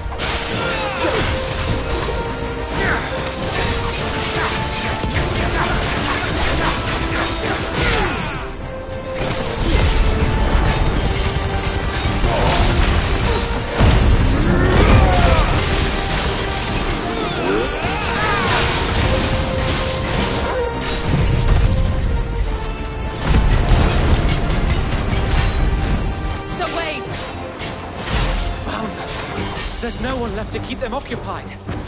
We need to finish this. You mean finish him?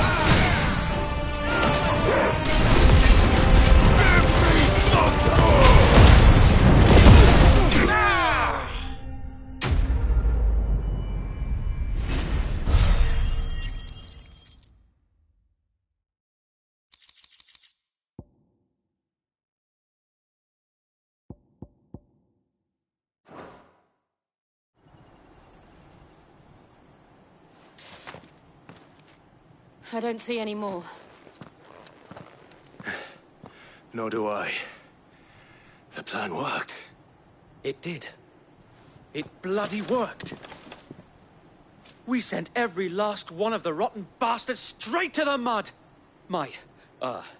Lord, perhaps this will be enough to stop the Cullings. For the time being, at least. Perhaps. Though I doubt my mother will take this loss well. She'll move swiftly to see her minions' ranks replenished. And then it will all begin again. I often wonder if the nation we once knew is gone for good. Her fields rot. Her people starve. We battled to preserve the flame that was, but for every foe we fell, another springs up in its place. Yet be that as it may, it is still our home, and we must fight for it. As we always have, and always will. For as long as the Firebird's flame burns in our hearts, the Duchy cannot die. And her loyal subjects may dream of a day when the Rosarian standard flies over Rosalith once more. So wait, Think we should fall back to Port Isolde before the garrison sends reinforcements? A sound strategy, my lord.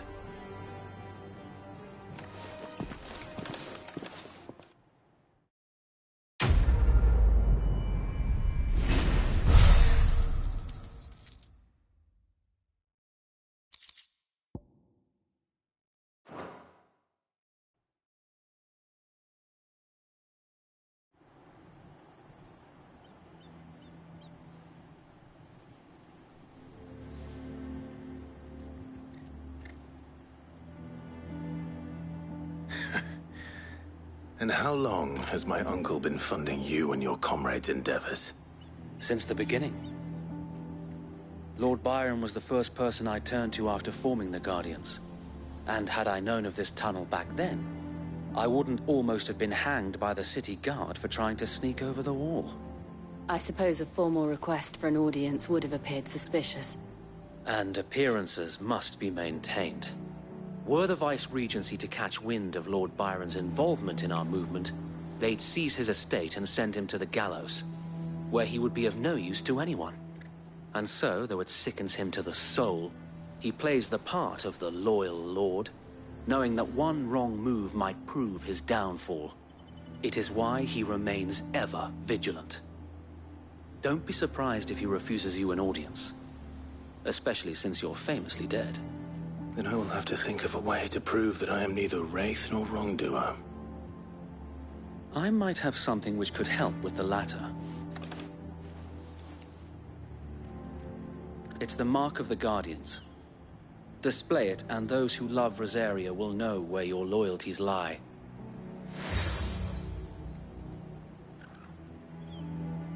I shall wear it with pride. Be sure that you do.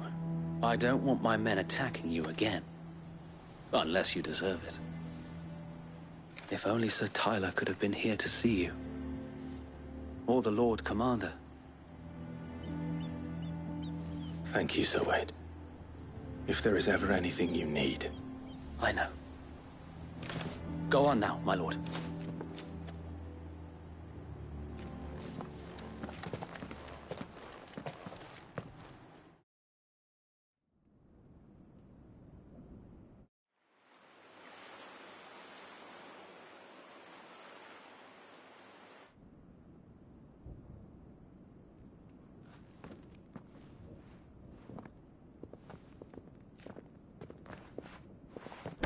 How accommodating. Do you really think they believe we are who we say we are? Not a chance.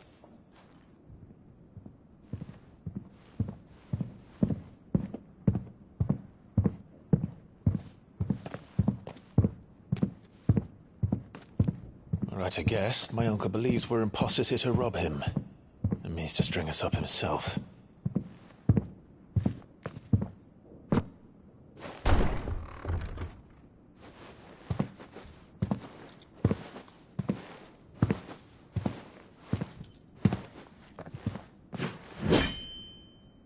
Imagine my surprise when I was told my nephew had come to visit.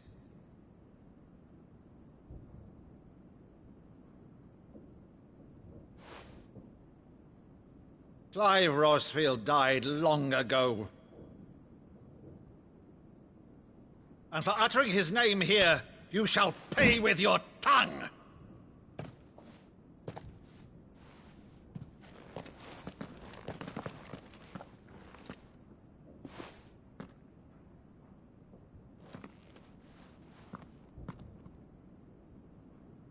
You would mock me as well?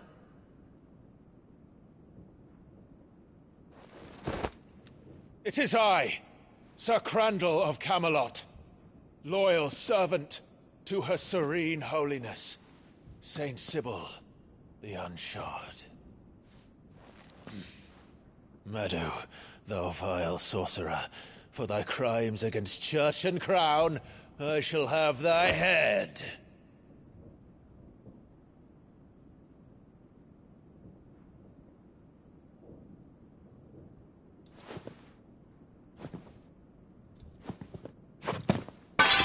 Curse thee, infectious flax wench.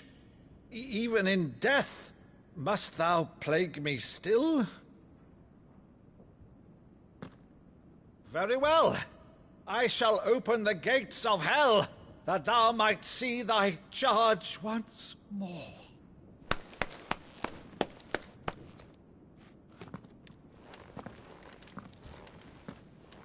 Bravo, Uncle. You're still the finest Meadow in the twins.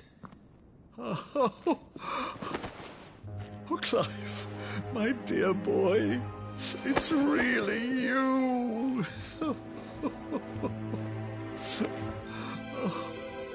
You always always were fond of that scene from The Saint of the Sanctuary.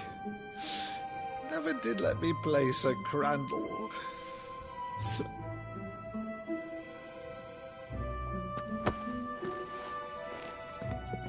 I have a favor to ask, Uncle Byron. Rutherford, inform the kitchens. There'll be guests. We dine immediately. But, Uncle... You can't very well regale me with the tale of your miraculous preservation on an empty stomach. Go on, sit.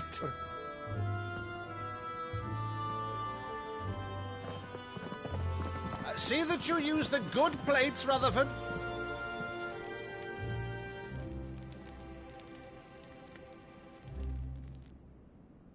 So you arrived late to one of her cullings, did you? Since becoming Vicereine, Annabella has been a constant thorn in Rosaria's side, but these atrocities are a new low. Something has changed. Quite what, I don't know, but the woman we knew is gone, and a monster sits in her place. A monster? For better or worse, I've been charged with governing this town, and thus must maintain the illusion of obedience. That's all I can do to aid Wade and his merry band of revolutionaries. So he's told us. You have risked much for Rosaria. Our nation will be forever in your debt.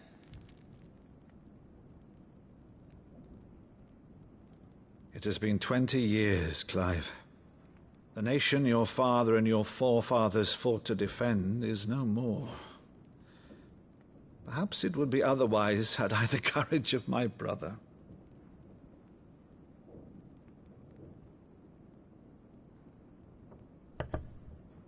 All right, if it's a ship you require, a ship you shall have. I've a galley in port, but recently relieved of her cargo. She can be outfitted for the voyage in a matter of weeks. So you believe us, then? About everything? Believe you? Ha! Only a fool would believe even half of the things you claim. But until tonight, only a fool would have believed my nephew still lived. And besides, I have it on good authority that Clive is telling the truth. Whose authority? Your own, of course. You've always been a terrible liar. Is that true? It's not untrue. Let's say no more about it, eh? It wouldn't do to linger on my nephew's greatest failing.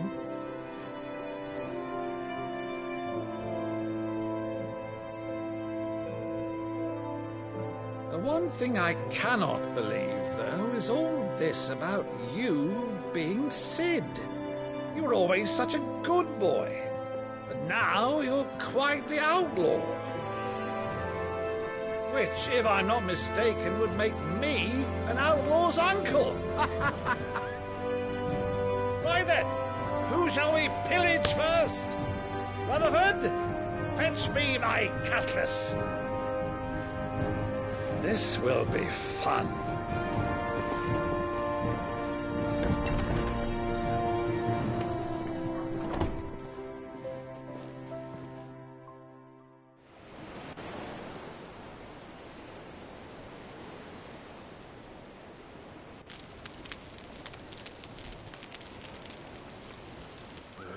Over there. Go on. She's a fine ship, isn't she? Once outfitted, she'll bear us across the boiling sea to Drustinus in the space of 3 days.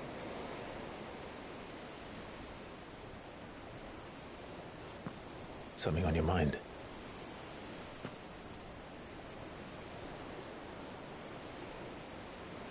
Monsters. When I served the Iron Kingdom, I did so because I saw no other choice. Because once they learned that the lash would not move me, they turned it on those who could.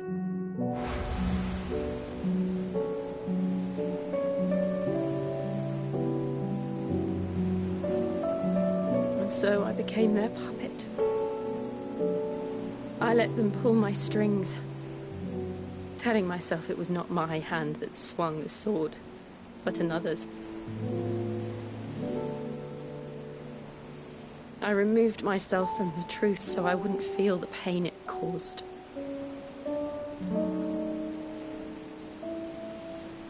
And before I knew it, I no longer felt anything. Anything at all.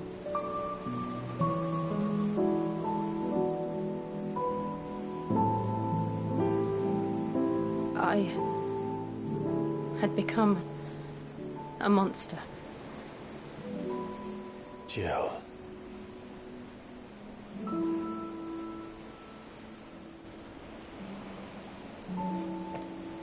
I don't want to be a monster, Clive. Do you understand? I want to choose a different path, a better path. To live on my own terms. But before I can do that, I need to come to terms with my past.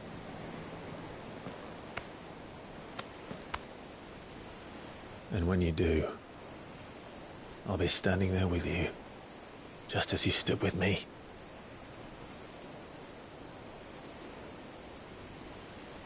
Thank you, Clive. I must atone for my sins. Only then, when it's done, will the monster cease to be. Just promise me that you won't die with it.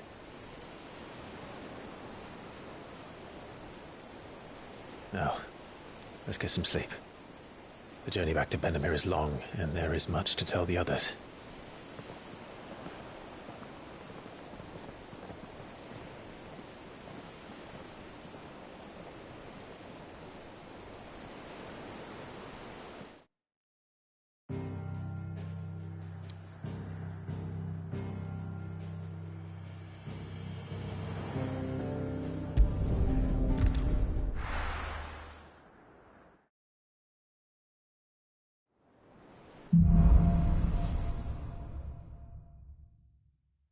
Only the Founder knows what awaits us in the Iron Kingdom. But Vivian could probably make an educated guess.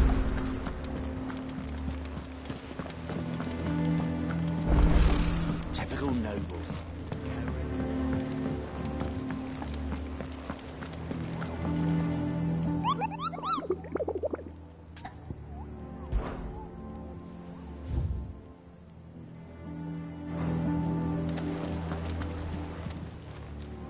Welcome to the Patron's Whisper. Your benefactors are a generous lot.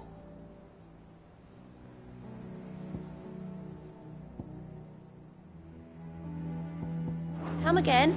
I may have more for you. There are new billets being posted. Clive!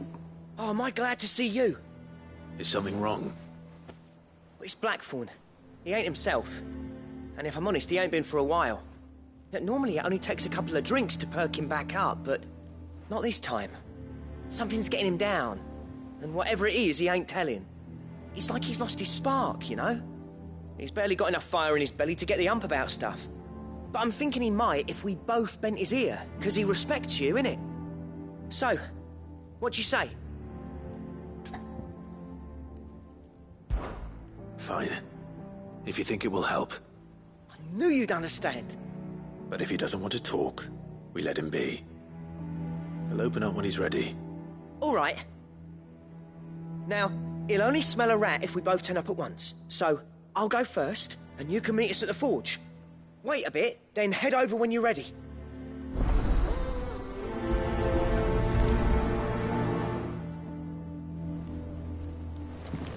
How did we never hear about these guardians?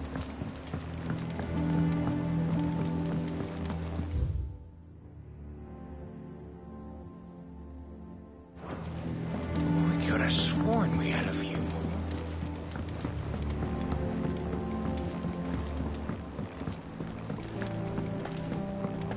That monster's taken quite a liking to Lady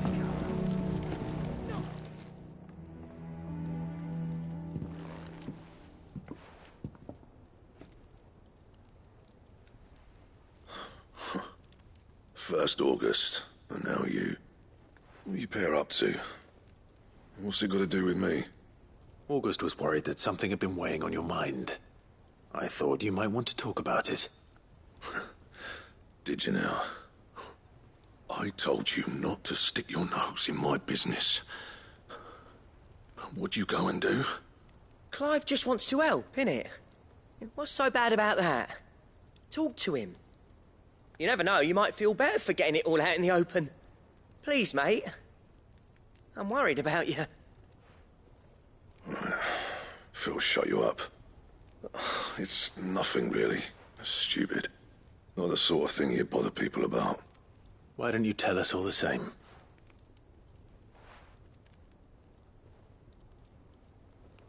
Karen and I have an arrangement. I keep an eye on Goots, and she shows me what the competition's up to. Interesting arms and armor, things like that. Anyway, the other day, she shows me a cuirass she's come by. Masterpiece of level work. Light, supple, and tougher than it had any right to be. Made my stuff look like heavy, clumsy shit. I should have brought the bastard thing there and then just to study it, but I was too proud. And now every time I reach for my hammer, I'm reminded that I'm not the craftsman I thought I was. There. You happy? You got what you came for. Now piss off. All right. We're going.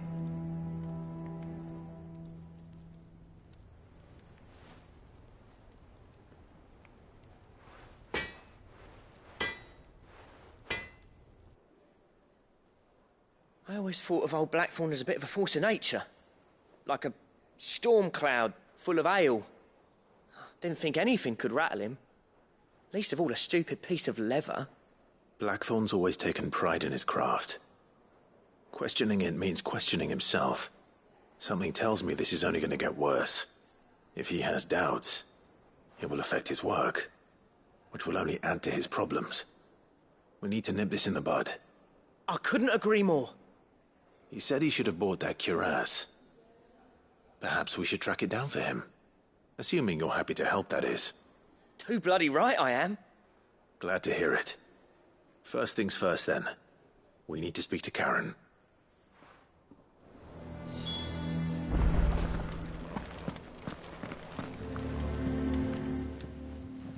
Karen, do you have a moment? Blackthorn mentioned that you'd recently come by a leather cuirass. An exquisite example of the craft, from what he told us. And he ain't been himself since he saw it. So we thought we'd buy it for him. Sorry, sold it already. Didn't think Blackthorn cared for it the way he turned his nose up. But it was nicely put together, that's for certain. Even if the bloke who made it is a bit of an odd one. Happened across him on my travels. Makes all his stuff to order, but the fella who commissioned it refused to pay. He didn't like the colour of summit. So I took it off his hands for a fair price. You don't know where we might find him, do you? Like I said, he's a bit of an odd one. Doesn't even have a workshop. He doesn't trust hunters neither, which means he spends as much time out tracking beasties as he does working their hides. I see. He did tell me something, though. Apparently, his next commission's for a set of griffin hide greaves. Here, there's a griffin on the hunt board. The curse breakers were placing bets on who'd bag it. Now, where the bleeding hell was it sighted? Somewhere in Sambrec, maybe? Caer Northern, that was it. Thank you, Karen. We'd be lost without you. At least you admit it. So, it sounds like going after that griffin might be the best chance we have of finding our roaming leatherworker. I'll leave the hunting to you if you don't mind. While you get on with that, I'll ask round the markets. See if I can't sniff out who he is and where he's hiding. Good idea. Hopefully one of us will be able to track him down.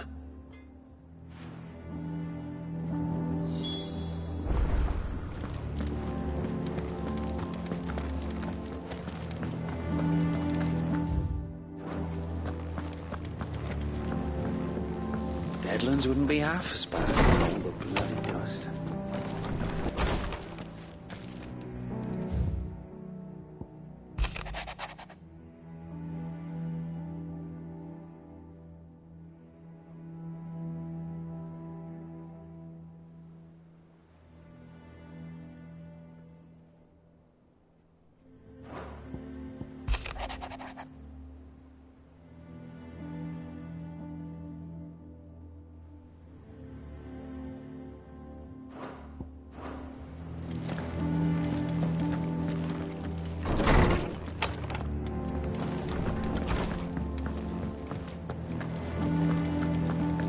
monster's taken quite a liking to Lady Karen.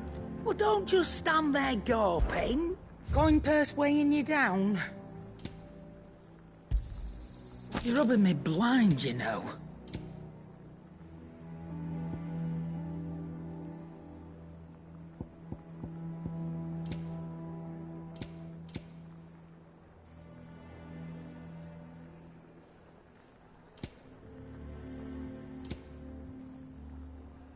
Come again. Or don't. I'm not much bothered either way.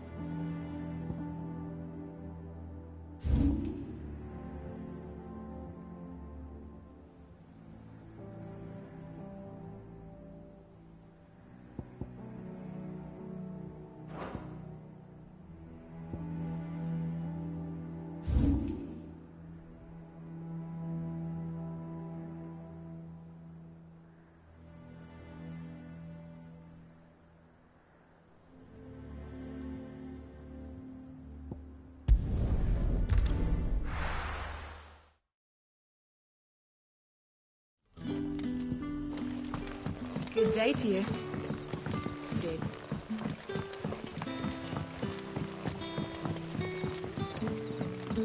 The crystals we get from the tailor.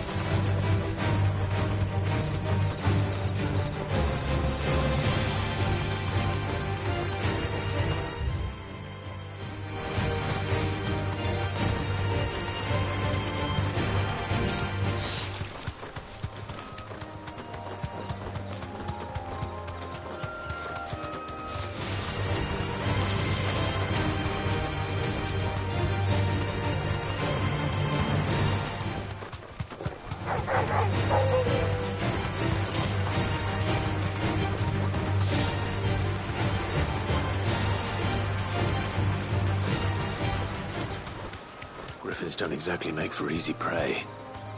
Let's hope our craftsman hasn't bitten off more than he can chew.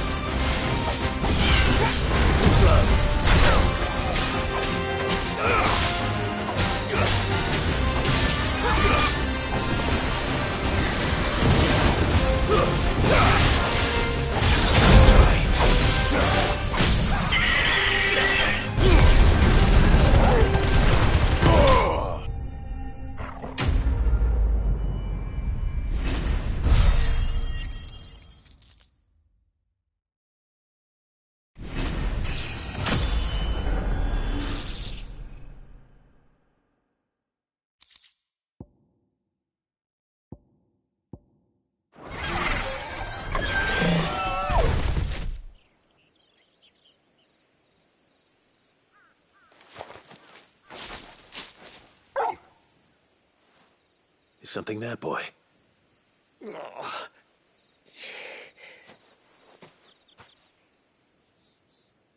Could that be our man?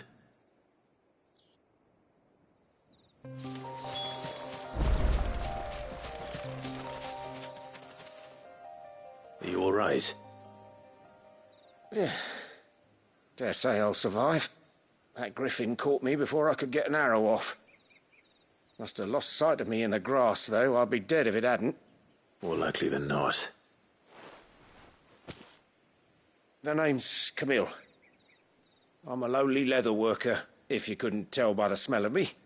Not so lowly from what I hear. Do you remember selling to a merchant by the name of Karen? She's not an easy woman to forget. Bought a cuirass from me after I lost my buyer. Quite taken with my work, as far as I recall. Didn't stop her bartering me down to a pittance, though. She sent you for a refund? It's not her who sent me.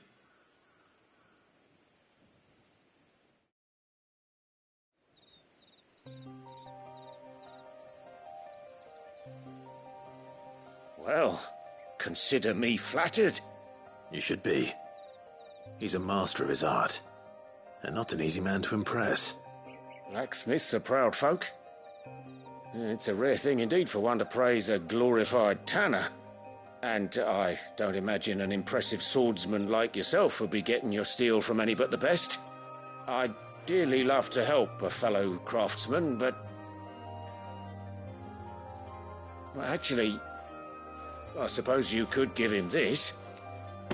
What is it? Treated leather. Same stuff I used to make that cuirass. If your man's as skilled as he sounds, he'll know what he's looking at. You sure? Well, you did save my life. And thanks to you, I'll be going home with all the griffin hide I can carry. I'd say it's the least I can do. Short of showing him how to make the thing myself, that is. But there are rules against it. Secrets of the trade and whatnot. In that case, I'll see that he gets it. I'd be much obliged if you would. Right. I've got some greaves to make. You send your blacksmith my regards. Will do. And thank you.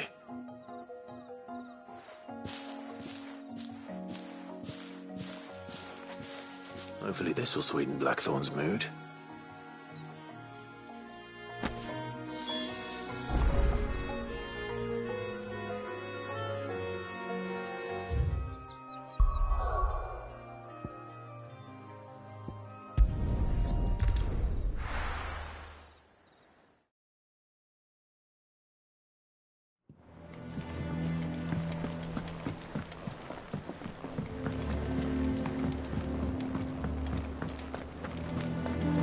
Monster's take. Quite a liking to Lady Karen. And with a bit of luck, Clive. How'd it go, Clive? Did you find him, or does the hunt continue? I found him. And he asked me to give you this, along with his regards.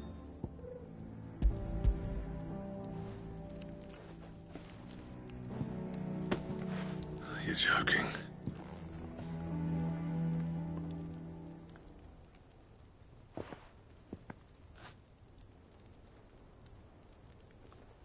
He said he wouldn't teach you how to work it, but that if you were as skilled as you sounded, you'd have no trouble understanding how it was done.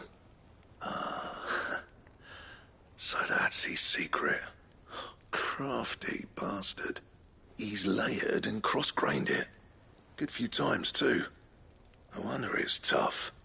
And that's no ordinary oil he's used to get that finish. Oh, this is fine work. Even finer than I thought. Yeah? I'll take your word for it.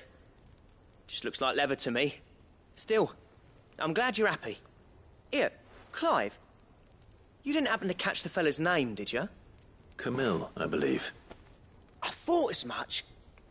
There ain't many leather workers in the realm daft enough to do their own hunting, see? And his name kept cropping up when I was asking around. Turns out he's from Tabor. And again, most leather workers are. But our friend Camille guards a long-held family secret, the details of which are the subject of some debate in the leather-working community. Then we better keep this close to our chests.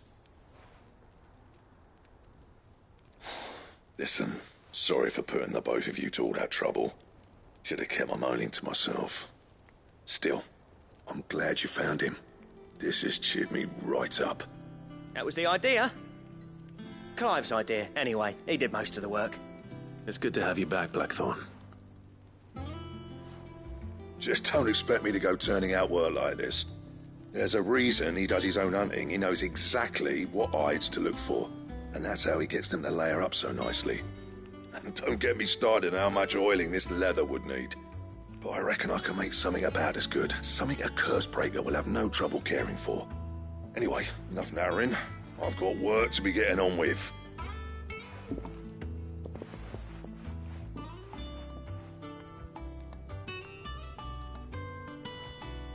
Looks like we won't be needing a new blacksmith. As if there was a better one out there. Nah, it wouldn't have been the same anyway. No one spins a yarn like old Blackthorn in his cups. Right, now that's sorted, I've got duties to attend to. Thanks, Clive. You've given me my mate back.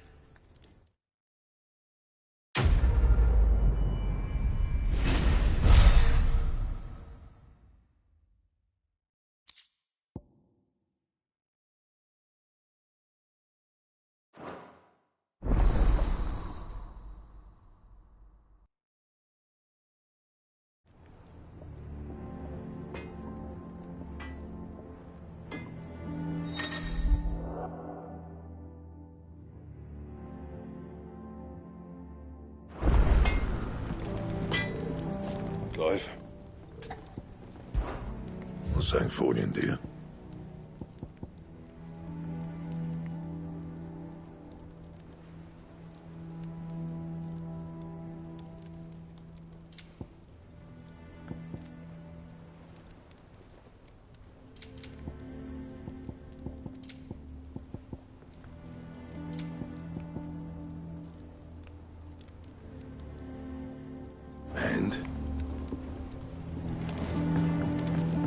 Monster's taken quite a liking to Lady Karen. I didn't take you for a scholar, Ivan. Oh, this? Well, it's Valisthea, a culinary pilgrimage. I borrowed it from old tomes. Seems there's no creature in the realm so foul it can't be cooked up into something delicious. Think I'll stick to the unfoul ones, thanks. Oh, where's your sense of adventure, Sid? Honestly, one glance at these recipes, and even you would trade in your sword for a butcher's cleaver. From spit roasts to sweetmeats, this book has them all. What I wouldn't give to bring these recipes to life. If it's my blessing you're hoping for, then by all means. Well, I'm no hunter, Sid. The first tunnel worm I came across would be the death of me. But you're made of sterner stuff. Would you help me resurrect one of these recipes? Something tells me you won't be taking no for an answer. Fine, I'll help. Fantastic! Thank you. So, dare I ask what's on the menu? Chance's Stew. It was once a favourite among the gourmands of Oriflamme, if the author is to be believed. Though Molly's never heard of it. The only problem is that while the recipe is extremely detailed in most respects, it's infuriatingly cryptic as to the main ingredient. A beast, no doubt. Most likely something that would make easy work of a simple cook with more broth than brawn, but unwanted violets. I've no idea what they might be. Does the book say anything else? Well, only that the sweetest violets sprout atop the bed of roses. Roses. Rosaria, perhaps? One of the butchers in Martha's Rest might know something. I'll ask next time I'm there.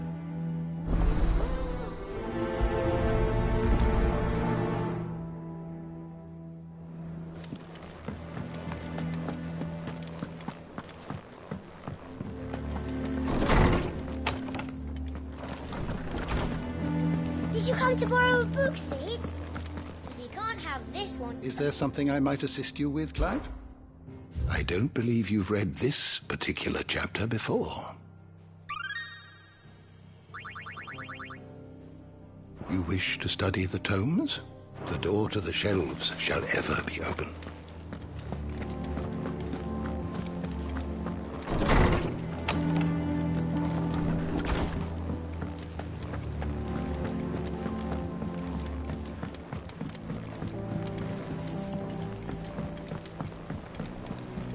I could have sworn we had a few more. Typical nobles. How did we never hear about these Guardians of the Flame? How may I help you today, Clive? Your benefactors are a generous lot. All yours. Come again. I may have more for you.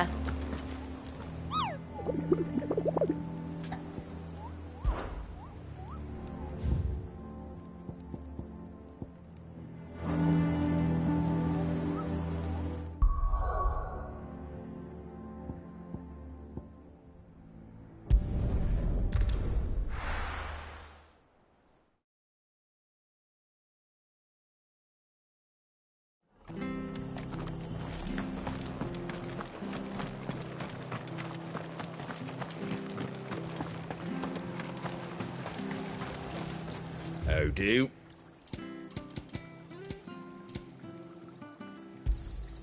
Much obliged. Thank you for sticking with us. Those of us who are still here have to look after each other, don't we? Ah, welcome. Times may be hard, but if you got the gill, I got the goods. What can I do you for? Unwanted violets, if you have them. Though I'd gladly settle for learning what they are if you don't. Why, I haven't heard folk call them that since I was a lad. You're looking for scorpion tails. Unwanted violets is what folk used to call them back in the day. They turn a wicked purple when you boil them up. Hence the name. Used to chuck them in the pot when there weren't nothing else on offer. When there was a war on, that sort of thing. Thankfully, times aren't yet as hard as that. And even if they were, you wouldn't find anyone selling them these days. Do the scorpions still live nearby? I dare say they do. 3 reeds would be your best bet, if memory serves. Thank you. You've been most helpful.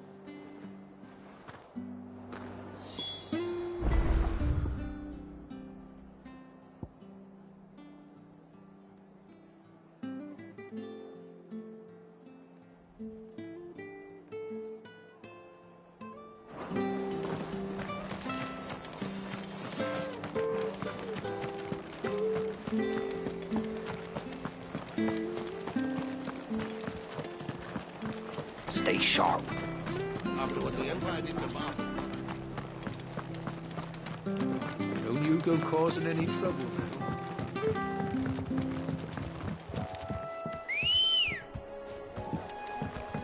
Good girl.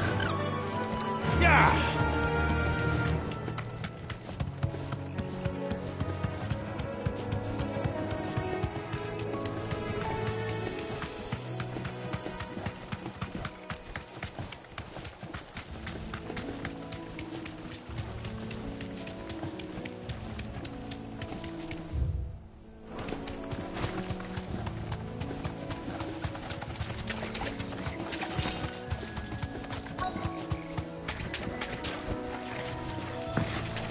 Scorpions. At least I know what I'm up against.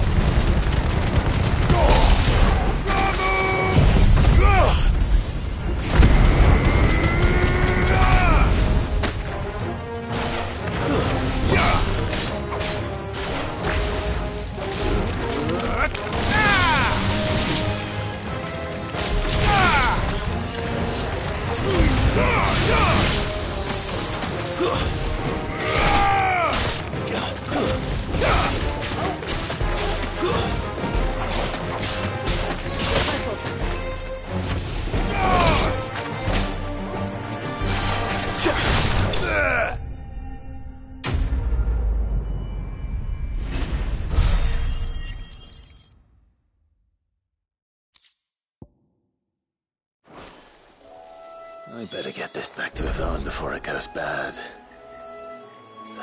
Or any...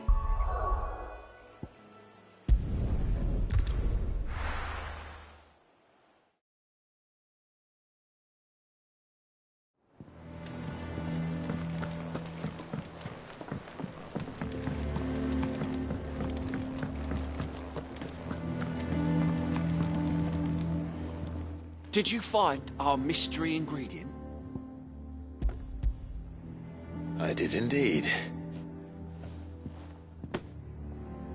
Marvellous! Let's see. What am I supposed to do with this? It's poisonous, surely. You wouldn't be wrong. But that's your unwanted violet. Into the pot it goes, I suppose. Wait here. I won't be long.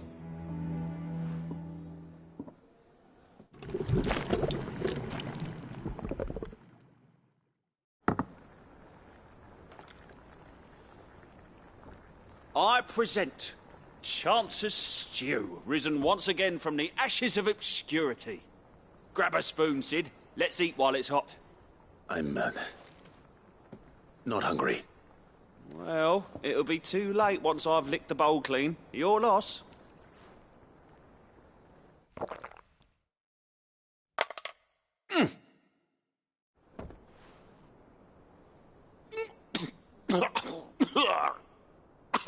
Odin's teeth.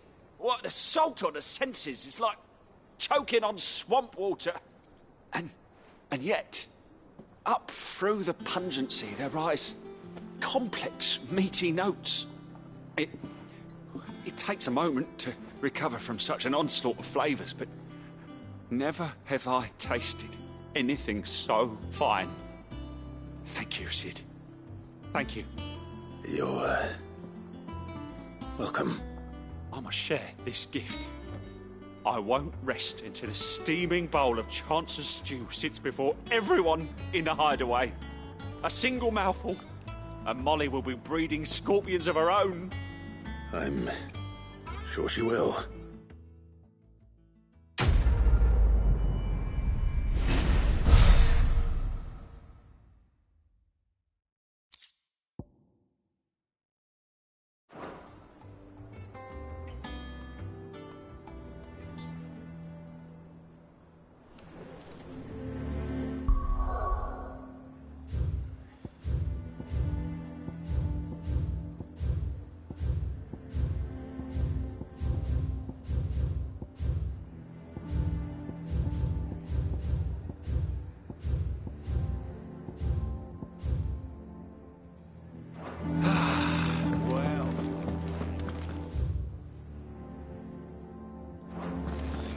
What I expected.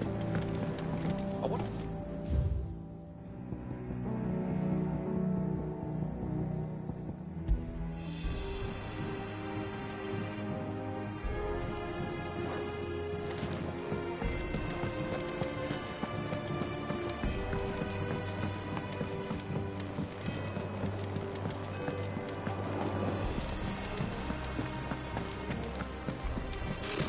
Typical Naples.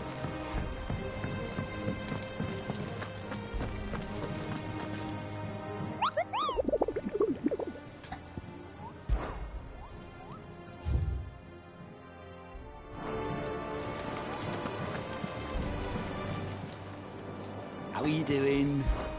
Anything catch your eye? Seen enough?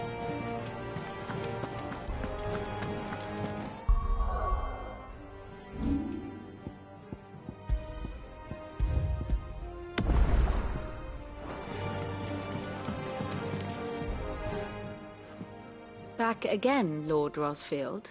I'm touched that you should find me such good company. It is not your company, but your counsel that I seek on this occasion.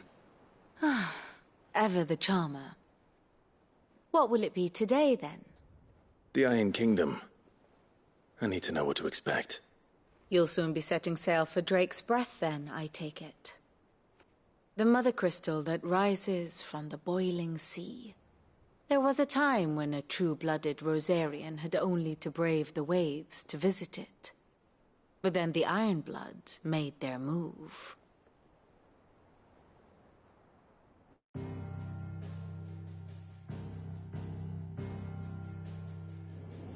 As you know, the Iron Kingdom rules over the islands to the west of Storm. Or rather, its church does. But this is not the pragmatic approach to state religion employed by the Holy Empire to manipulate the masses. No, the Iron Kingdom is the literal embodiment of the crystalline orthodoxy. And so, if one is to understand it, one must start there.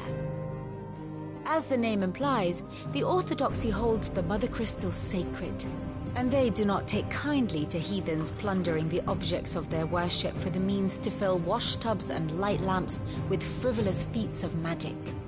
Indeed, the faithful consider ether a sinful thing, a poison no less. And to them, a dominant is an instrument of evil, albeit one they have proven only too happy to turn against their enemies. Some 80 years ago in Northern Storm, Drake's eye collapsed. Soon after, in pursuit of ether and with the Blight at their backs, the Northern Territories descended upon the Grand Duchy of Rosaria. And when the Shields of the Flame marched north to meet them, the Iron Kingdom spied an opportunity. A few short days later, the Crusaders landed on the island of Mount Justanus, home of Drake's Breath, and plucked it from the Duchy's grasp. Rosaria tried to reclaim it, of course, but to no avail. I doubt more than a handful of Duchy men have set foot on its shores in your lifetime. Nor are they like to again, under the Empire's stewardship, meaning the Iron Blood will keep their island, and with it, the foothold they need to march on mainland soil when next they spy an opportunity.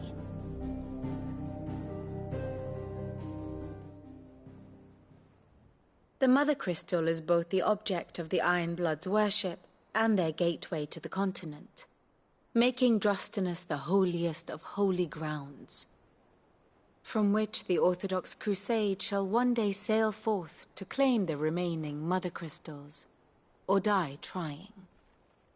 My father and my grandfather both traded blows with the Iron Blood for control of Drake's Breath.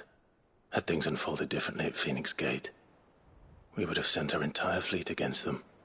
But instead, they sent their fleet against Rosaria, sacked the capital, killed the men, and captured the women, including Jill. I'd say you'd be forgiven for wanting a little revenge, Clive. My only aim is to destroy the Mother Crystal. But thank you all the same. Not much else to do here. Let's see if Jill's ready.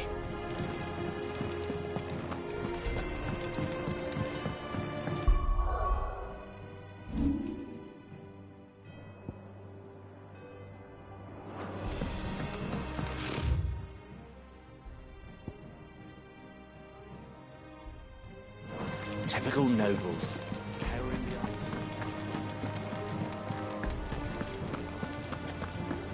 It will be over soon. You ready? I think so. Jill, when you told me you had to come to terms with your past, you weren't talking about destroying Drake's Breath, were you? No. I spoke of Imran, the leader of the Crystalline Orthodox. The man who made me do all those unspeakable things. I'm going to kill him. It's what I need to do to put the past behind me. what I need to move forward. And I know that I can do it. If you're there beside me. Always. And I'll be beside you, too. We'll bring down the Mother Crystal together. All while Sid looks on. We'll make him proud.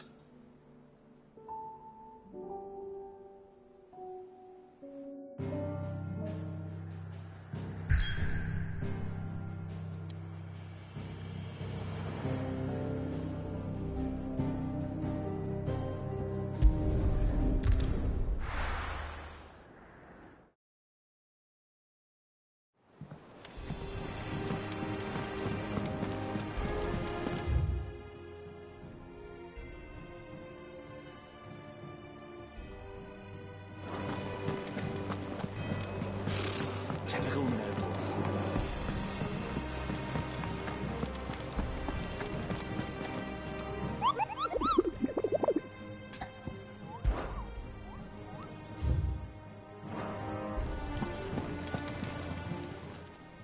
Oh, I wasn't expecting you back so soon.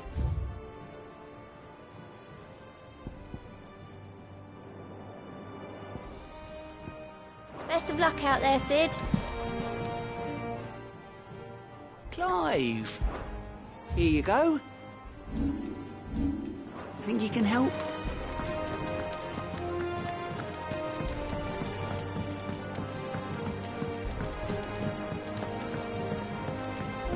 I could have sworn we had a few.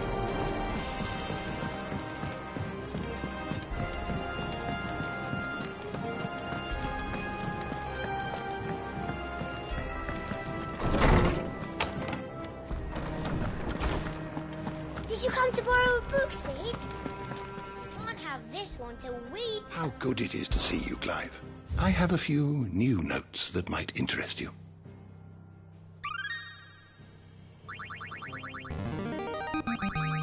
I have quite the find for you today.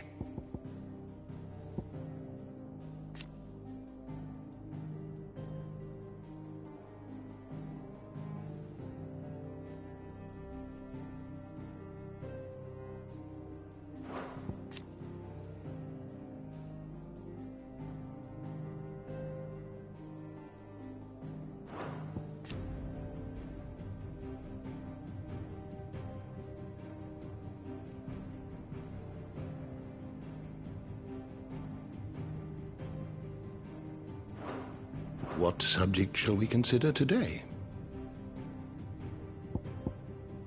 Did you learn everything you needed?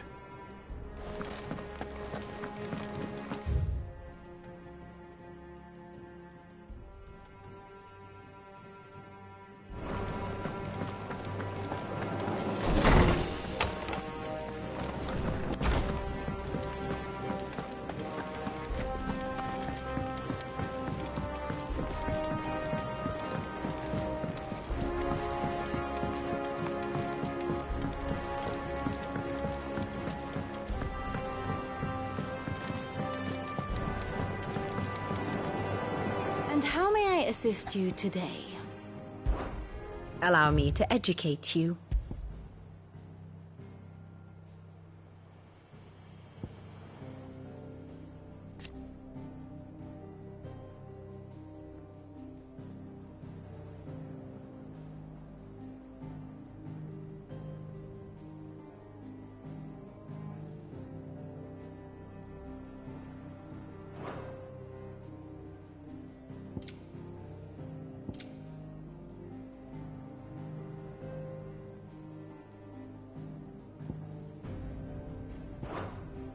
Here you are.